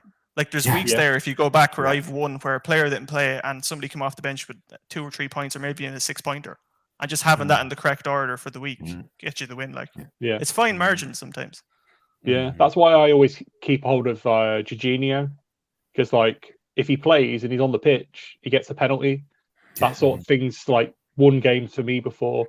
Eric Dyer, as I've said previously, is somebody I always try and have in the draft leagues because he's constantly, playing every game. Spurs are good for a 6-pointer, that sort of stuff. Those sort of guys are the ones that take you over this year. Bruno Guimaraes has been like a lifesaver at times for me. Danny Ings up top is always a good guy to have off the bench in case, that sort of stuff. So. Yeah, those types of players. Connor's mentioned in the chat, we can skip over this bit. 31-33 loss to Matty there. That's a killer. Sorry, Connor. Gotta highlight that one. It's basically Haaland coming off the bench, won it for it. Oh yeah, taking this drop. There he is. Yeah, he's found the urn again. Yeah. IWC Bailey there, propping up the bench with 7 points. He's Matty's got points to spare this week, so yeah, solid win for Matty there. But yeah, the other notable one, Grapple Gareth and Andy Ogden. I saw you were paying close attention to this one, Andy. You're putting updates in the chat. I think Gareth was starting to take it quite personally in the end, mate. He was, yeah. I haven't seen him since. It was one of them. We were all hanging on that one match, Tottenham Liverpool, and Gareth's a Liverpool fan, so he wanted them to win. But then here's me when Mo Salah were popping them all in, I fucking get in there. Oh, what a good week! You must have been miles behind coming into that game, were you? Sorry. He must have been miles ahead of you going into that last game, and then you pulled it back with 25 points from the. I think he was 12 points ahead going into the last game, and the Mo Salah Darwin got 22 points there, so that's including bonuses, and bloody hell, what a good win! From the week before where Benno just beat me off with a substitute for 3 points, it was well, a transfer, but anyway, we'll but you accept it. I will say I was looking at that thinking, if I don't win this, I'm probably out of the running for that top 3. Where I think winning this week, I'm back in the game. I've got Eddie this week. I've had a bit pretty tough run. So Champions League places. I think if Liverpool go on a run in the second half of the season, you've got fucking Luis Diaz, Salah, Firmino, and it's just Darwin. You've got all bases covered on that Liverpool team. And Richarlison as well to come off the bench. And I think we said a couple of weeks ago, I've just got dilemmas who to actually stick in my team now. I think you're the king of the game week there, Jamesy. 47 points overall over Chris. Salah there. Yeah, you would have beaten anyone this week, mate. Gabriel coming through 15 points. The double Arsenal defense was a big one, and I actually had left out. I think I left White out because I didn't want the 2 Arsenal players in the Chelsea game, and he just got subbed in anyway, so it was grand. Yeah, but it was like you said, Chris, strong defense. I have double Liverpool, double Arsenal defense. So if I can get a week where the 2 of them keep a clean sheet, that's 20 plus points straight away. But the problem is all it takes is 2 goals, and that's my game week fucked then straight away. Yeah, You know what I mean? that's it. So it's a bit of a balancing act. It's either going to go really, really well, or it's going to go really poorly. And I think that might be why I have such a high points total, because it's either one or the other. Like there's no in between with me almost. Very feast or famine, isn't it? But yeah, I mean, exactly. It's a high risk strategy, but like, I'm not going to sell any of them either. Like I'm not going to let Robertson go into the draft to someone else. I'm not going to let Allison go in. Gabriel is a good defend. You know, it's an interesting switch round, because when we last spoke, which was only a fortnight ago, your midfield was dog shit. You could only play 2 of them. And now, like, you look at it, you're like, oh, you got like Dewsbury Hall, who you guys know I'm a big fan of. Bowen, Rodri. I got Ben Rama last week, which was Ben Rama's one of my favourite. Like, I mean, he's probably my favourite West Ham player. I was bottom last week, so I was able to get him, and he scored. Jamesy, but even the bench is really good. With Ben Rama, I'll let you into the thing here. I actually got him in the the waivers. And then I got rid of him when I saw like a lineup for Man City that Grealish was playing. So I got Grealish in instead of Ben Rama. So is that how because he just appeared in the thing, and I was like, yeah, my midfield is shite, and Ben Rama's good. Like that. Like he's not amazing, but he's one of the better. He's one of the few West Ham players who's actually playing well at the moment as well. He's the penalty taker when he's on the pitch now as well. He scored a penalty. That's what caught my attention as well. I was like, right, okay, how to get him in. So that's the benefit of being down low. Like I'm slowly getting in transfers I want each week, so it is making my team that little bit stronger each week, which is great. Like, and like looking at your bench, Laporte, he'll be back soon. Mitrovic obviously will play post World Cup, and Isaac as well. Like once he's back fit, I took Isaac. Someone who had Isaac got rid of him because they didn't want to wait for him to come back, and I was like, "Fuck it!" Like I'll just put him as my 3rd sub for the next month, and I'll get him there. Like I had to think long term because it was going so badly, So I think JP got shut of Isaac. Was it? Yeah, that was one of his loose. Well, this week coming up, JP's got Gareth in the grapple derby. Andy, you've got Eddie, top of the table clash that is now. Me and Matty in the other grapple. So pair. Oh my god, grapple that worked out. Yeah. Coming up this week. I'm not living that one down. I'm gonna have to have a proper look at this team. Will, you got Will Jordan. So there you go. He battered me, so watch out. I'll stop making fun of Will's team now. Chris, you've got the other Chris. There's a Chris Derby as well. Derby. And that's James it. It's there as well. Massive game at the bottom there, lad. That's a 6-pointer. Myself and Connor, that's a massive game. Yeah. So we're at the halfway point now. It's starting to massively league positions. Yeah. Me and Chris as well, because it's kind of like if he wins, I'm suddenly 2 wins back from the top end of the the middle of the table sort of thing. So I need to win that one. Big stuff. Well, Chris as well, like only 481 points, and I've got almost 50 more points, and then I'm still below him in the league. That's how the draft works, and it's just. Sorry, Ben. Who's bottom of the draft league? I can bring it back up. I wasn't sure. Oh, it was Connor. It was me last week, but I won. Connor. It's Connor 20 quid down 20 quid down the drain, and he's going to be replaced by Colgak, the biggest insult of all. 11 points. If I let Carl in, we'll see. He needs to be extra nice for me in the group chat. I don't think that's ever happened any time. Has Mai sent his money in yet, Benno? No. One day. He's looking after my cat while I'm away, so I can't complain. Maybe I'll pay his fee. We'll see. That was his plan all along. But quickly moving on because we've run a bit late. The main league, everyone will be happy to know the Romanian Dan Duca still sitting top. Although Adam is, you mentioned Adam before. Adam took the bench boost this week for his high score. He's having a great season though, isn't he, Adam? Proper top guy. Great meeting him at our live show in Leeds, and great to see that he's flying it. I mean, look at Trippier captain. That was a good goal this week. He didn't need the bench boost for that score, to be honest. Like there were a lot of good bench scores around as well, so he's been unlucky there. Like Mitrovic not playing, it might have worked out. But 13's okay. Yeah. I always think 15's a good aim, isn't it? 15, 16. I've often done it and got 4 out of it. Like it's a really difficult one to nail. If you had dangerous Danny Ward though, as on the bench, like everybody should. And also that mightn't have been the bench he played, so it might actually be worth more. Do you know, it's like that's the automatic bench, so it might be better than that. Oh, there we go. Like it might be Trossard or someone. So it would have been Dunk of 1. Oh, well. Okay, Well, yeah, right, still. so, Yeah, but like I say, there's definitely, we're all going to save it for the doubles, and then we might not do better than that. But yeah, the Romanian Dan Duca Fucking still sits on top there. Captain's Haaland, Salah Vice. Good team, that, isn't it? Yeah, it's looking strong. One day we'll discover him if anyone knows him. He's out there. We have to find him. Let us know. We have to get him find on here. That's the goal before the end. Say, We find him last episode he comes on. He's the final guest. The hashtag who is Dan Duca.